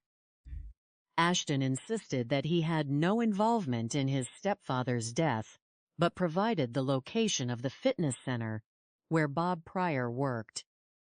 The investigators quickly discovered that Bob Pryor was a known distributor of synthetic substances who was currently out on bail following a recent law enforcement raid on his residence. During that previous search, officers had recovered a specific brand of high-velocity point, .22 caliber ammunition known as stingers. This ammunition was an exact match to the spent shell casings recovered from the kitchen floor where Charles was killed. Additionally, Pryor was known to own a semi-automatic handgun of the same caliber. Seeking to establish a definitive link, the detectives interviewed an associate of Pryor named Dan Goddard, who was currently cooperating with law enforcement as an informant in an attempt to avoid prison time for his own criminal offenses. Goddard provided a detailed account of the night of the murder. He claimed that Pryor had offered him $50 to act as a driver. Goddard drove Pryor to an upscale neighborhood, where Pryor instructed him to park and wait. Pryor then exited the vehicle, returning some time later before directing Goddard to drive to a nearby canal, where Pryor briefly exited the vehicle again. Crucially, Goddard was able to guide the detectives directly to the locations from that evening, which matched the immediate vicinity of the Gold residence and a nearby waterway where a weapon could easily have been discarded. With this compelling chain of circumstantial evidence, the prosecuting attorney authorized the arrests of Carole, Ashton, and Bob Pryor. However, the legal proceedings quickly encountered significant obstacles.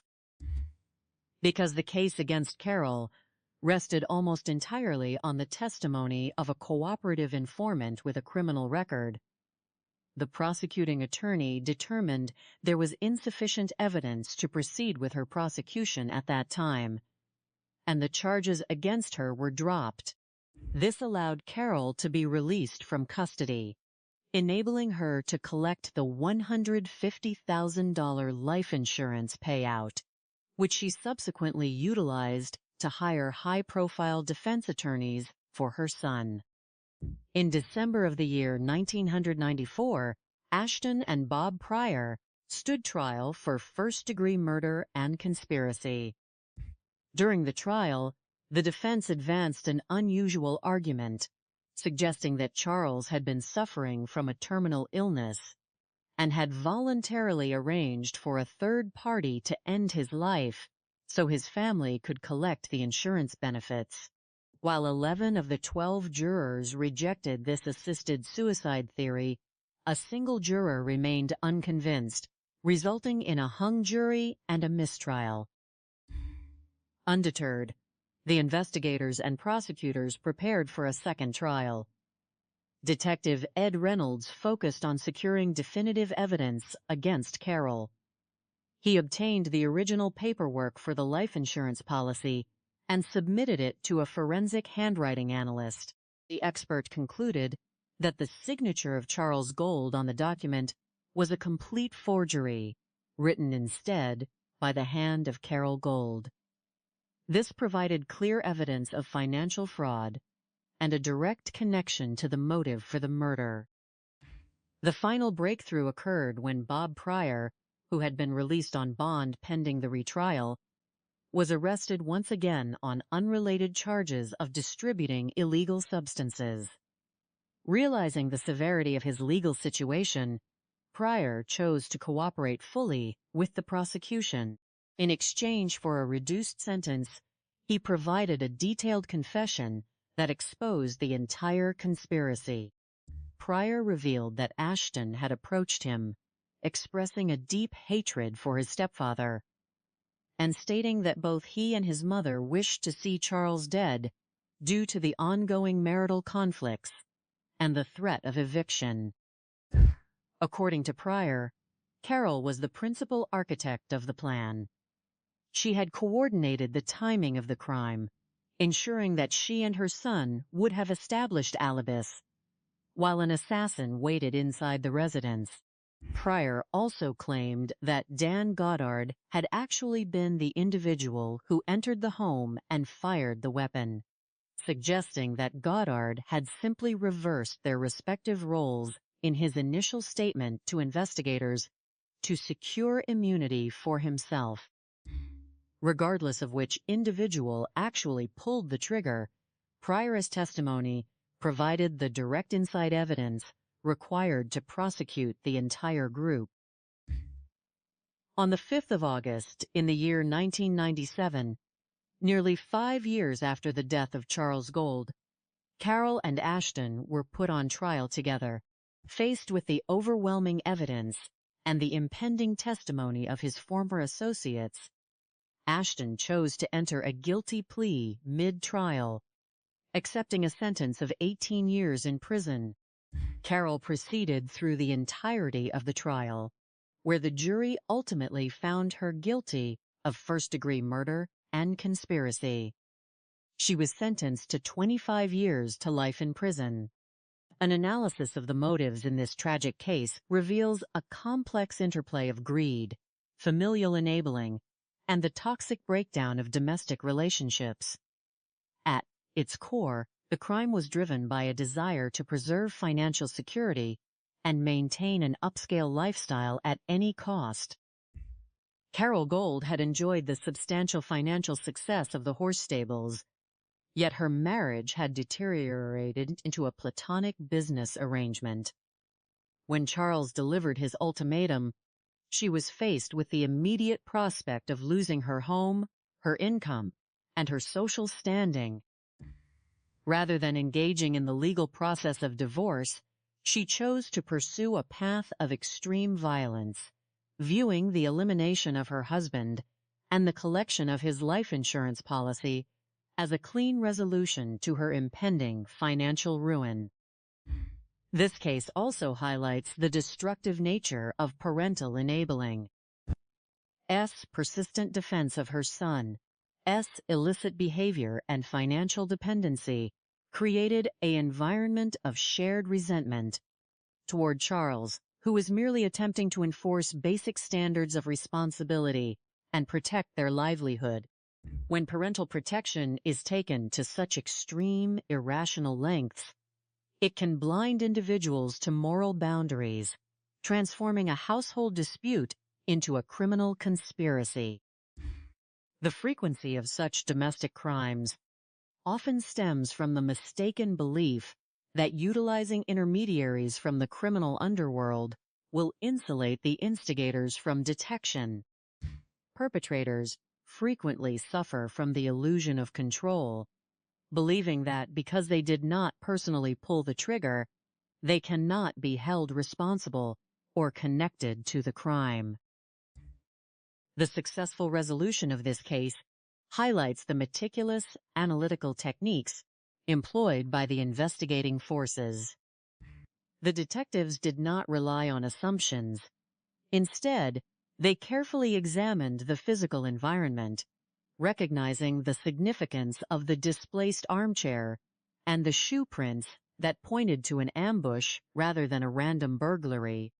By systematically verifying and dismantling the alibis and statements of the family members, the investigators exposed the inconsistencies that invariably arise when individuals attempt to maintain a complex web of lies.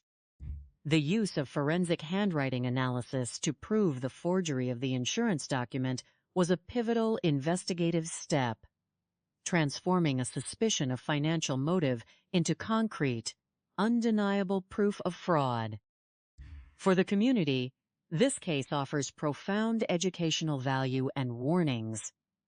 It demonstrates that unresolved domestic conflicts, especially when complicated by substance abuse and financial dependency, can escalate into tragedy if left unaddressed. It serves as a stark reminder of the importance of establishing healthy boundaries within families and seeking professional mediation, rather than allowing resentment to fester. For law enforcement, the case underscores the value of interdepartmental cooperation, as the collaboration between the homicide unit and the Drug Enforcement Division was essential in identifying the network of suspects and securing the cooperation of key witnesses. Charles Gold lived his life with a deep passion for the American West, finding joy and purpose in portraying the legendary figure of Black Bart. Though his life was cut short by a profound betrayal from those he had supported, justice was ultimately served through the relentless efforts of the legal system and the investigating officers. His final resting place bears the name he loved, Charles Black Bart Gold, ensuring that he is remembered not as a victim of a senseless crime, but as a man who successfully fulfilled his lifelong dream of living as a true cowboy of the Old West. We begin on a quiet evening in the desert of Arizona, where the dry wind carries the soft rustling of the cacti and the distant hum of the metropolitan area of Phoenix. It was the 20th of October in the year 1992, Mort, a date that would forever be etched into the local annals of justice. The neighborhood was upscale, peaceful, and characterized by residents who valued their privacy and safety. Yet, at approximately 10:30 in the evening, this calm was shattered when a local resident named Carole Gold returned to her home on East Grovers Avenue and made a discovery that would initiate one of the most intriguing and complex homicide investigations in the history of the Phoenix Police Department, Moat High. When the first responding officers arrived at the scene, they were met by a visibly distressed Carole Gold, who led them inside the residence high bar. There, on the kitchen floor, lay her husband, Charles Gold, Moat High. To the officers, the visual presentation of the victim was immediately striking and unusual for a modern suburban home. High Charles Gold, who was 51 years old, lay deceased, dressed entirely as a historical figure from the old American West Moat Bon. He wore cowboy boots, dark trousers, a matching dark shirt, a wide-brimmed cowboy hat, and a prominent Western belt with a large buckle that clearly displayed the name Black Bart High Bone. It was a bizarre juxtaposition, seeing a man dressed as a 19th century outlaw in a modern kitchen. The first detective to arrive at the residence was Joseph Petrosino. As an experienced investigator, he immediately began evaluating the scene to understand the dynamics of the event. He noted that despite the severity of the incident, there was surprisingly little fluid or disturbance in the room.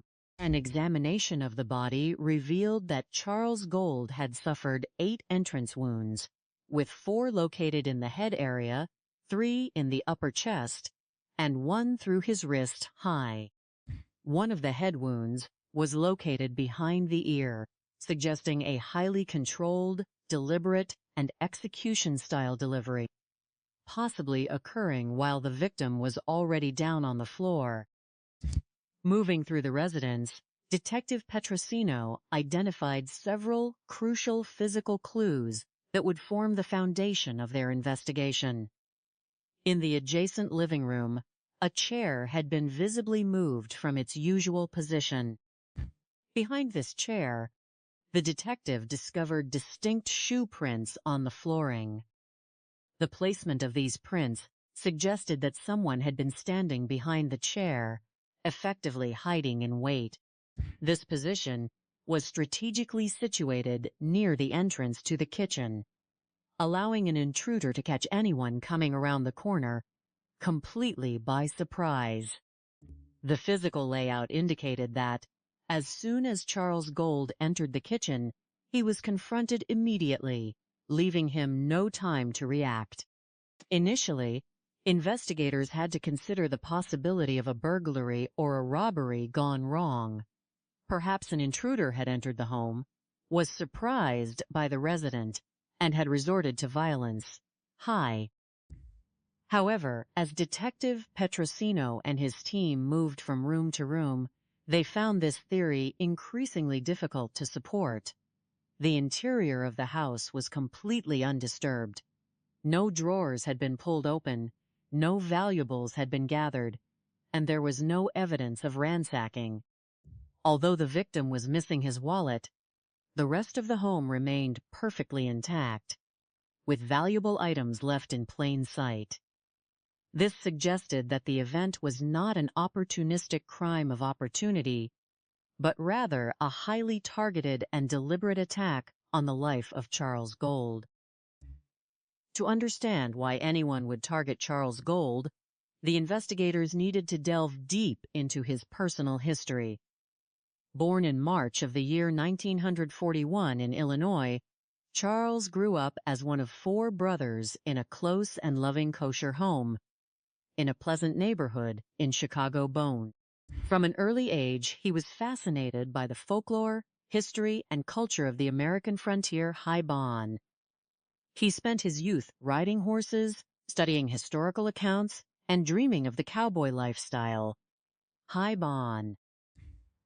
After serving several years in the military in Germany during his youth, where he reportedly crossed paths with other notable figures of the era, he returned to civilian life and decided to turn his lifelong passion into his career. Charles Gold became a well-known figure on the Midwestern horse show and exhibition circuit, High Bone. He managed horse stables near Chicago and established a performing troupe that specialized in staging realistic gunfights, historic reenactments, and Wild West shows High Bone. He adopted the persona of Black Bart, a notorious outlaw of the frontier, dressing entirely in black and performing for crowds at country clubs, rodeos, and charity events. Despite his success as an entertainer, his personal life was turbulent. He had been married 4 times before meeting Carole and had a daughter named Stephanie, from whom he was estranged for many years. Carole Gold, whose maiden name was Carole Catini, also possessed a fascinating and complex personal history. Born in Chicago, she had been involved in the early days of the publishing empire of Hugh Hefner in the late 1950s and early 1960s Vietnam. She started as an employee when the company was still young and was one of the very first individuals hired to work at the original Playboy Club in Chicago, Vietnam. She even contributed to the design of the famous outfit worn by the employees of the club, transitioning from a daytime position as a teacher at a local Catholic school to her evening role as one of the original bunnies, High Bone. This dual life showcased her ability to navigate vastly different social environments. In the year 1977, Charles Gold and Carole Catini crossed paths at a horse show high. Carole had 2 children from a previous marriage, including a 9-year-old son named Ashton Bone. The chemistry between them was strong, and they soon married, combining their efforts to operate a successful horse stable business in Lake Geneva, Wisconsin, Mott High. During this period, Carole supported Charles in reconnecting with his daughter Stephanie, fostering a warm and welcoming family environment. High. When the local club closed in the year 1983, the couple relocated to Phoenix, Arizona, to manage the stables at a prestigious local resort, Mott High. In Phoenix, their business thrived tremendously, becoming one of the most financially successful stable operations in the region. High. Charles Gold continued to perform his Black Bart routine, driving a historic stagecoach and entertaining tourists, while Carole managed the administrative and bookkeeping aspects of the business. High Bond. From the outside, they appeared to be a prosperous and harmoniously united couple. However, beneath this successful exterior, significant personal and financial conflicts were beginning to brew. As Detective Petrosino and his partner, Detective Ed Reynolds, began their formal questioning, they naturally turned first to the grieving widow. Carole Gold explained that she had spent the entire day working at the stables, after which she had dinner vacep. Ita had her daughter and watched films, returning home at 10:30 in the evening to find her husband. High. She claimed that their marriage was stable and that they had a normal relationship. When asked about potential enemies, Carole pointed to a former employee named James Long, who went by the name Jimbo. Jimbo was a blacksmith who had recently been dismissed after being accused of stealing equipment from the stables, and he had allegedly made threats against Charles. The detectives also interviewed Carole's 20-year-old son, Ashton Catini, who lived in the family home Bourne. Ashton echoed his mother's statements, confirming the conflict with Jimbo and portraying his relationship with his stepfather as positive sow. However, Ashton admitted that he had previously been on probation for drug-related offenses. Though he claimed he was now reforming his life, he also dropped a critical piece of information that Carole had withheld. Charles was actively involved in an extramarital relationship with a married woman named Germaine. This discrepancy immediately alerted the detectives that the family members were not being entirely transparent. Armed with these new leads, the investigators sought out James Long and Germaine. James Long openly admitted to his anger over being dismissed and falsely accused of theft, even recalling a tense conversation where he had challenged Charles. However, James possessed an ironclad alibi, having been at a public arena miles away surrounded by witnesses at the time of the shooting. Similarly, Germaine confirmed her relationship with Charles, but was also cleared of any involvement, as she had been with her husband on the evening of the crime. These eliminations forced the detectives to redirect their attention to the internal dynamics of the Gold household. To gain a clearer picture of the family's daily life, The detectives interviewed Richard Feingold, who was Charles Gold's close friend and assistant at the stables. Richard provided a starkly different account of the household dynamics. He revealed that Ashton's drug dependency was still active and was causing severe financial strain. Ashton had allegedly been using prohibited substances on the resort property, putting their business contract at risk. According to Richard, Charles had reached the limit of his patience and had delivered a strict ultimatum to Carole.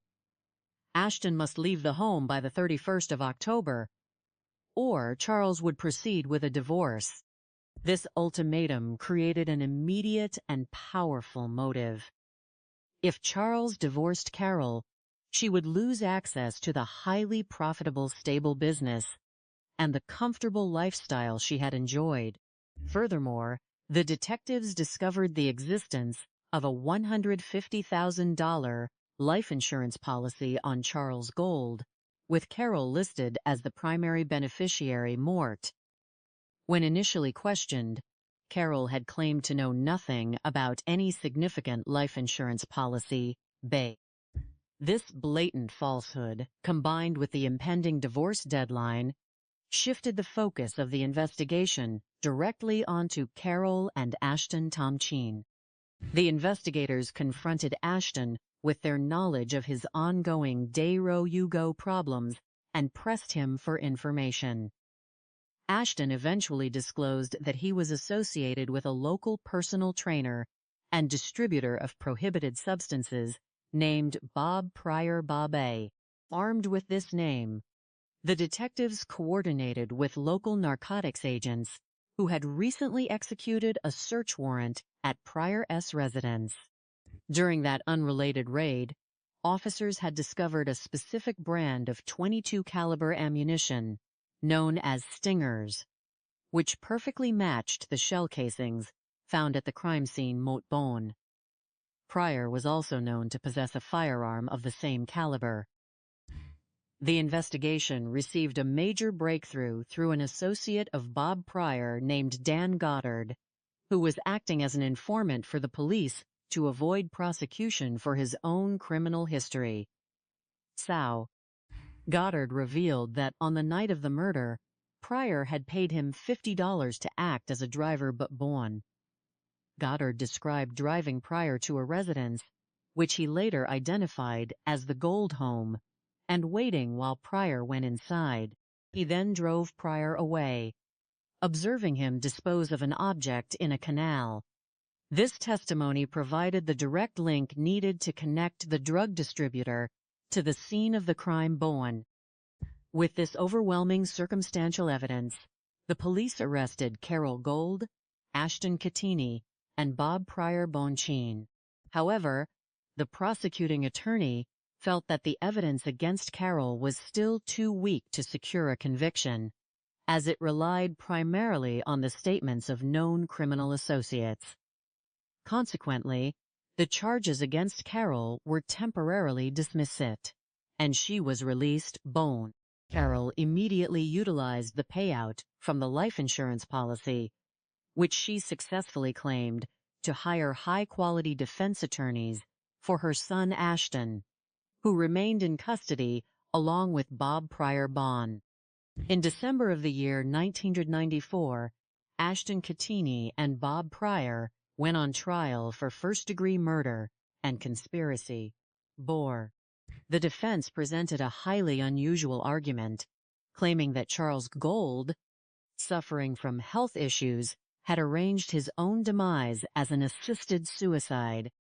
While 11 of the 12 jurors rejected this far-fetched theory, a single juror remained unconvinced, resulting in a hung jury and a mistrial bon mur. Determined to secure justice, the investigators continued to seek additional evidence. Detective Reynolds obtained the original documentation for the life insurance policy and submitted it to a handwriting expert, who confirmed that Carole had forged her husband's signature on the document, Tom.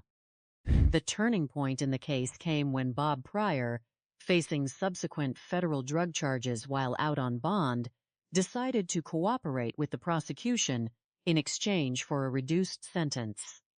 Moore prior revealed that Carole was indeed the mastermind behind the entire plot Mot Tam. She had planned the timing of the crime to coincide with Charles returning home from a show, and had even attempted to poison his food. Vekeptahat harmful substances prior to the shooting Mot Tam. Pryor also claimed that it was actually Dan Goddard who had entered the home and committed the physical act, switching their roles in his original statement to protect himself. Armed with this comprehensive testimony and the evidence of the forged insurance policy, Carole was rearrested. Tom. On the 5th of August in the year 1997, nearly 5 years after the tragic event, Carole Gold and Ashton Catini were brought to trial bone. Faced with the overwhelming evidence and the upcoming testimony of his co-conspirators, Ashton chose to enter a guilty plea, receiving a sentence of 18 years in prison Muimot. Carole proceeded with the trial, maintaining her innocence, but the jury found her guilty of first-degree murder and conspiracy. Bon. She was sentenced to 25 years to life in prison, bringing a long and arduous quest for justice to a successful conclusion. Bon. When we analyze cases like the tragic demise of Charles Gold, we see a recurring pattern of motives that frequently appear in domestic conspiracies. The primary drivers are almost always financial security and the fear of abandonment or loss of status.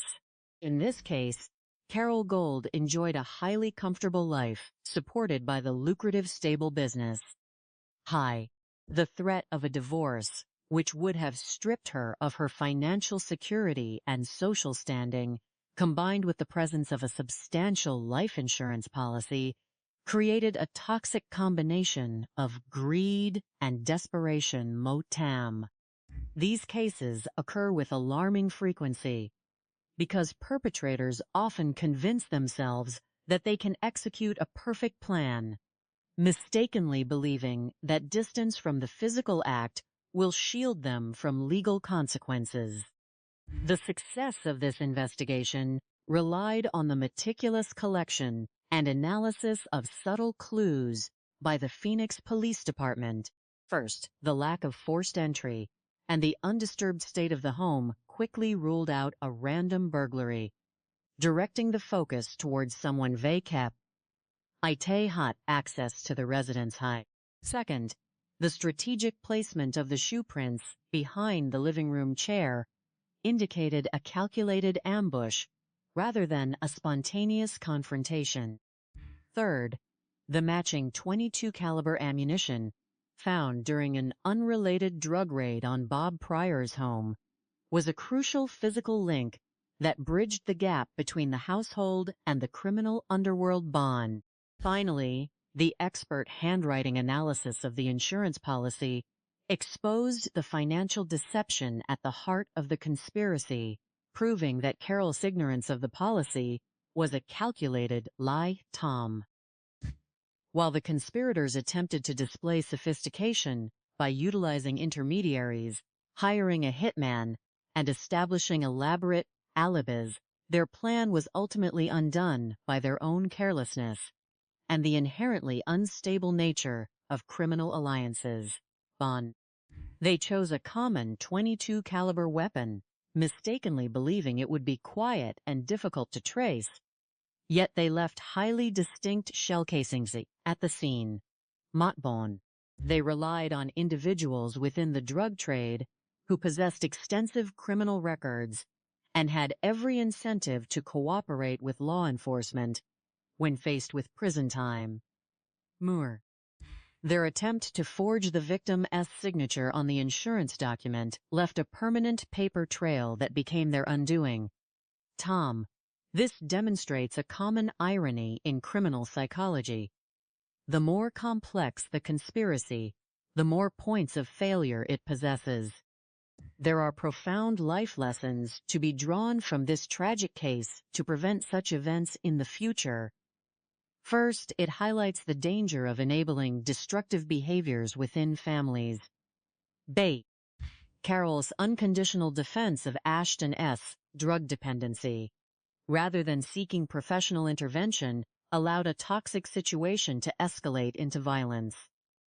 Bay second, it serves as a warning against the destructive power of greed and the illusion of easy financial gain. Honest communication and ethical resolution of marital disputes, even when leading to divorce, are far more productive than resorting to desperate measures. The preservation of human life and integrity must always supersede material wealth. Reflecting on the investigative process, there are valuable strategies that can assist law enforcement in resolving complex cases more efficiently. Maintaining close coordination between different specialized units, such as homicide and narcotics, is absolutely essential. In this case, the rapid sharing of information regarding the ammunition found at Bob Pryor's house was the key to unlocking the entire conspiracy. Bond. Additionally, rigorous verification of alibis and financial documents early in the investigation can quickly expose inconsistencies, saving valuable time and preventing suspects from destroying evidence or accessing funds. Embracing advanced forensic techniques, such as detailed digital and handwriting analysis, remains a cornerstone of modern criminal justice. TAM. Ultimately, the story of Charles Gold is a poignant reminder of the enduring triumph of justice over deception. Bond. Despite the complex web of lies, the dedicated efforts of the Phoenix Police Department ensured that those responsible were held accountable. Bond. Charles Gold should be remembered not for the tragic manner of his departure, but for his passion, his love for the culture of the American West, and his vibrant portrayal of the legendary Black Bart Highbone. He lived his life with enthusiasm, fulfilling his childhood dream of being a cowboy, and his legacy remains a testament to the pursuit of one's passions in the face of life's complexities. Highbone. Through the cooperative efforts of law enforcement and the community, the truth prevailed, honoring his memory and reinforcing the sacred value of human life. Bond. The theater of human life often mirrors the elaborate stages we construct for our entertainment. Yet when the curtain falls on a real tragedy, there are no applause, only the stark silence of reality. In the quiet desert nights outside Phoenix, Arizona, where the peace of the landscape usually offers a sanctuary from the bustle of modern life, a grim scene unfolded in the late evening of October 20th, 1992. The investigation that followed would not only expose the fragile boundaries between performance and reality, but would also lay bare the devastating consequences of domestic betrayal, parental enabling, and financial greed.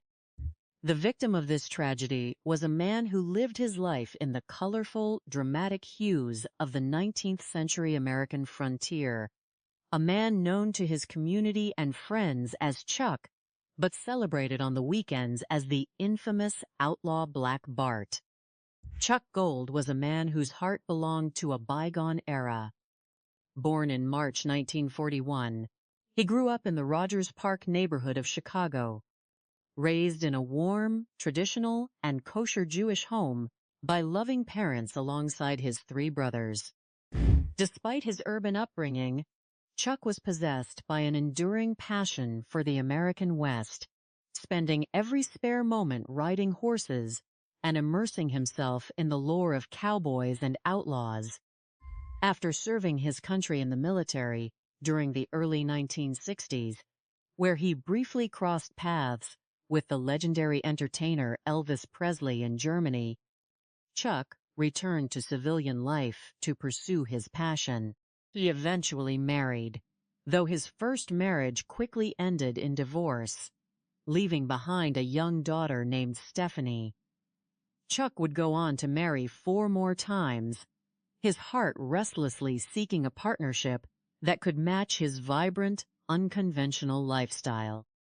By the late 1970s, Chuck had turned his passion into a full-time career. He managed horse stables near the Chicago area and became the star of elaborate weekend Wild West shows, complete with stagecoaches, horses, and blank-firing revolvers. It was during this period, in 1977, that he met the woman who would become his 5th wife, Carole. Carole was a woman with an equally colorful and complex history. In the early 1960s, she was among the very first cohort of women hired to work as bunnies at the original Playboy Club in Chicago. To support her young children from a previous marriage and to fund her education, Carole lived a double life, teaching at a local Catholic school by day and donning her theatrical uniform by night. The contrast between her daytime role as an educator and her nighttime occupation as a symbol of mid-century adult entertainment spoke volumes about her ability to navigate distinct, conflicting worlds. When Chuck and Carole joined forces, they became a formidable business team. They operated horse stables in Lake Geneva, Wisconsin, capitalizing on the resort town's booming summer tourism. Carole proved to be an excellent business manager, handling the books and administrative duties, while Chuck played the role of the charismatic cowboy, entertaining crowds as Black Bart. The couple eventually relocated their operations to the sun-drenched valley of Phoenix, Arizona, leasing the stables at a prestigious local resort. The business flourished, quickly becoming one of the most financially successful stable operations in the region.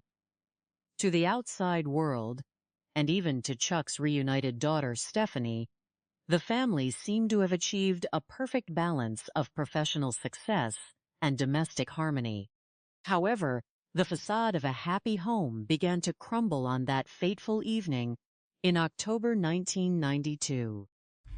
At approximately 10:30 in the evening, Carole returned to their upscale Phoenix residence and made a frantic call to the emergency services, reporting that she had found her husband lifeless on the kitchen floor.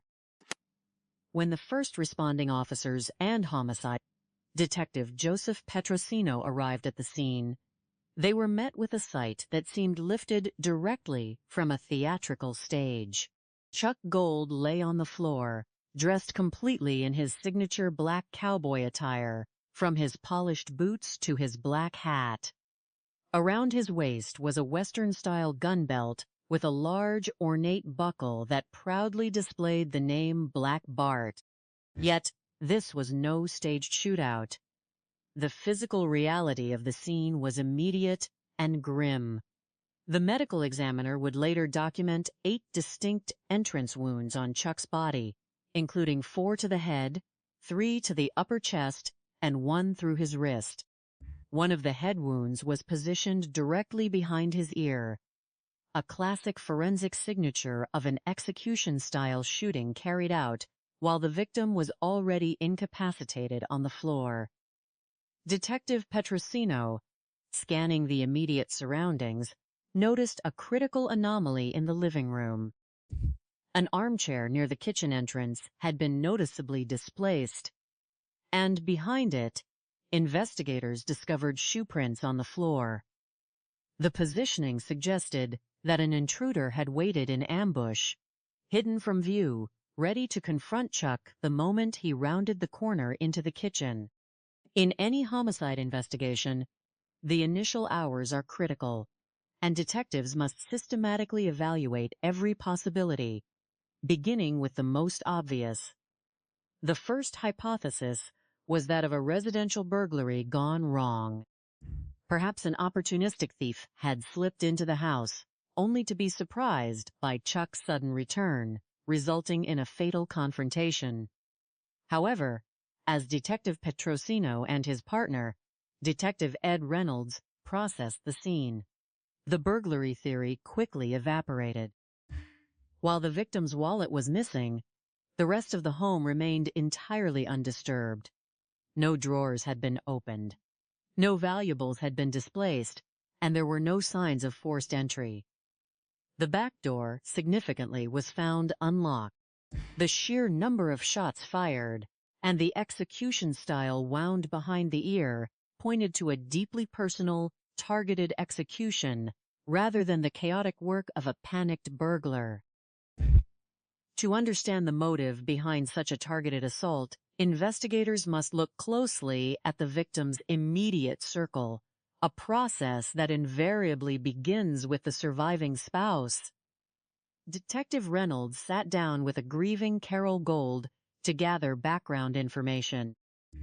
Carole portrayed her 14-year marriage to Chuck as a stable, loving relationship, acknowledging only the minor disagreements common to any long-term partnership. When questioned about potential financial motives, such as life insurance, Carole claimed she was unaware of any significant policies. When asked about potential marital discord or infidelity, she admitted that Chuck had been unfaithful in the past, but asserted that those indiscretions had occurred many years prior and were no longer an issue in their marriage. Instead of pointing inward, Carole directed the detective's attention to an external suspect. She identified a former employee of the stables, a blacksmith named James Long, Jr., who went by the nickname Jimbo. According to Carole, Jimbo had been fired by Chuck after being accused of stealing valuable equestrian gear and firearms.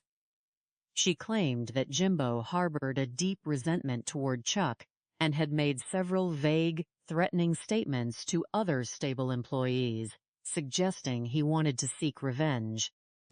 Carole's 20-year-old son, Ashton Catini, who lived in the family home, supported his mother's account, confirming that Jimbo had a reputation for a volatile temper and had openly threatened his stepfather.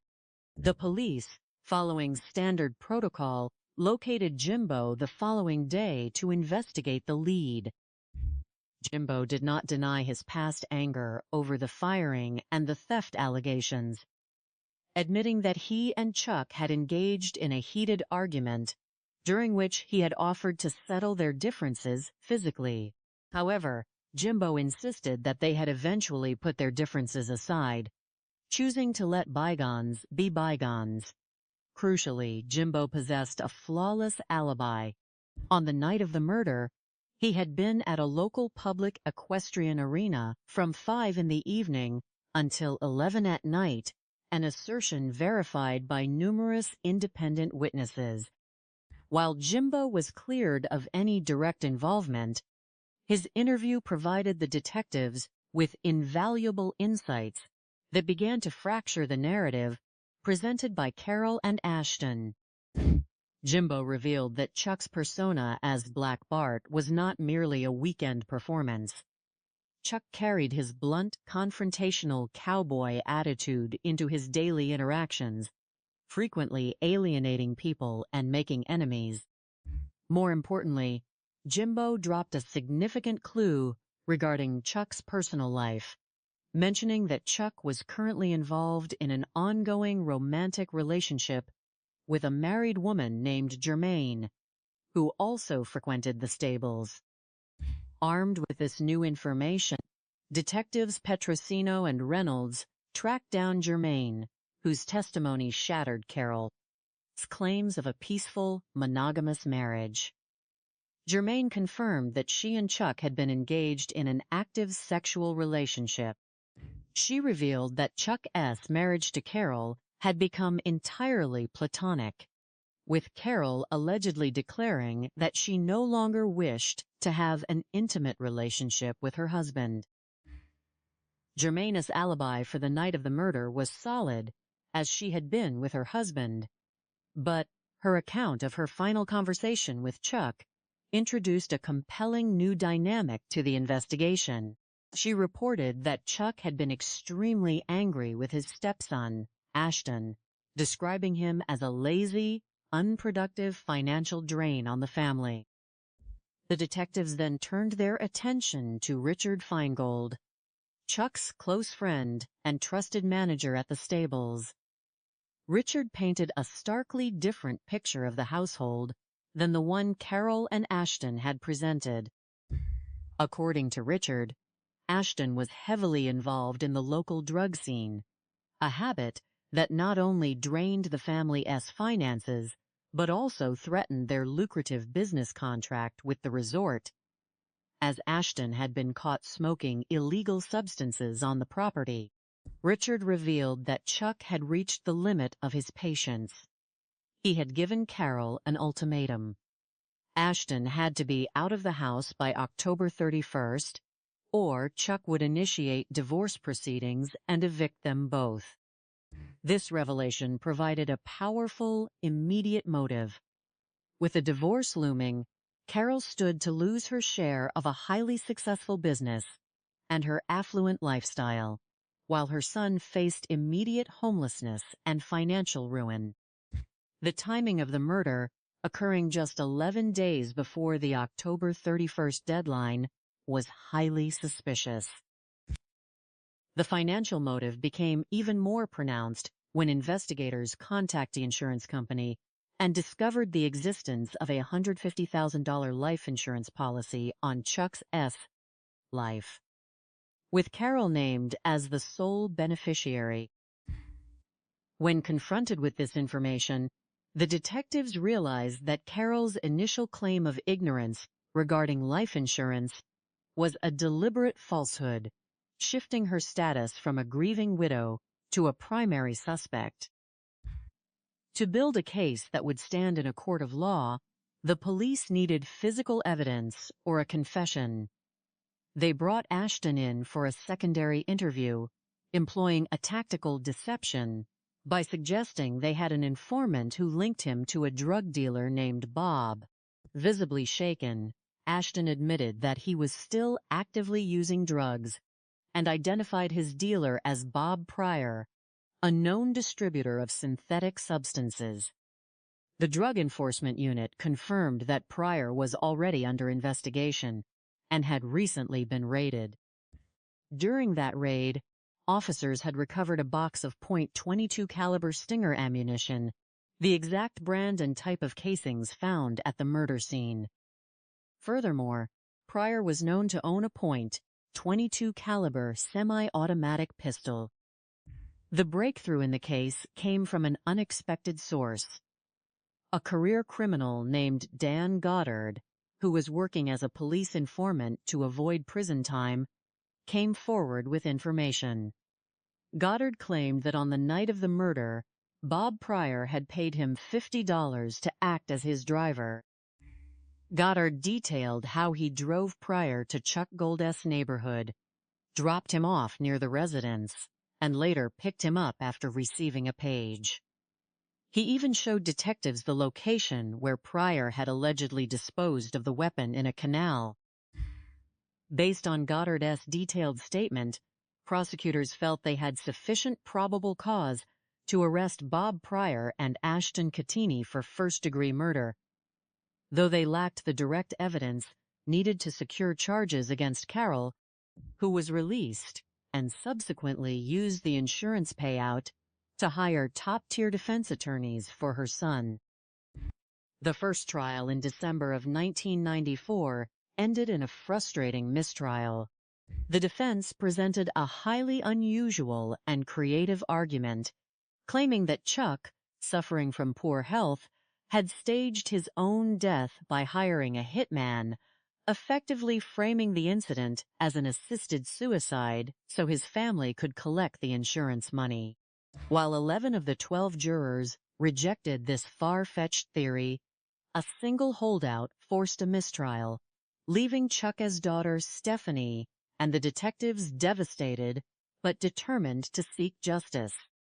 The path to resolving the case opened when Bob Pryor, awaiting a second trial, was arrested on new drug charges. Realizing he faced a lengthy prison sentence, Pryor decided to cooperate with the prosecution, offering a detailed confession that exposed the entire conspiracy. Pryor revealed that the murder was indeed a pre-planned hit orchestrated by Carole and Ashton.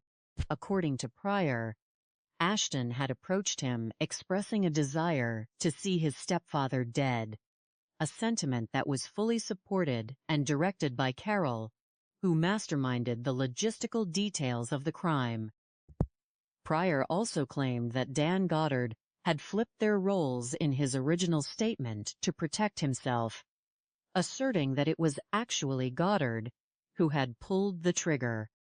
Despite the conflicting accounts regarding who actually fired the weapon, Pryor's testimony provided the crucial link needed to arrest Carole Gold. In August of 1997, nearly 5 years after the murder of Black Bart, Carole and Ashton stood trial together.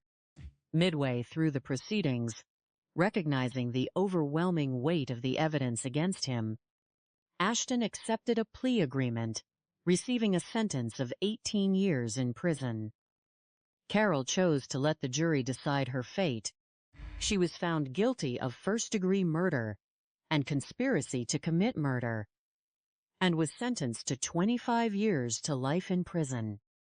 The tragic demise of Chuck Gold offers profound insights into the motives that drive individuals to commit such extreme acts of violence within a family structure.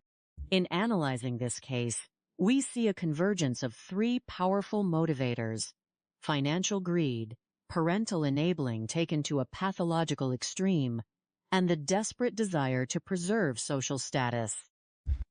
Carole Gold was a woman who had worked hard to elevate herself from a challenging, dual-career lifestyle to a position of affluence and respectability.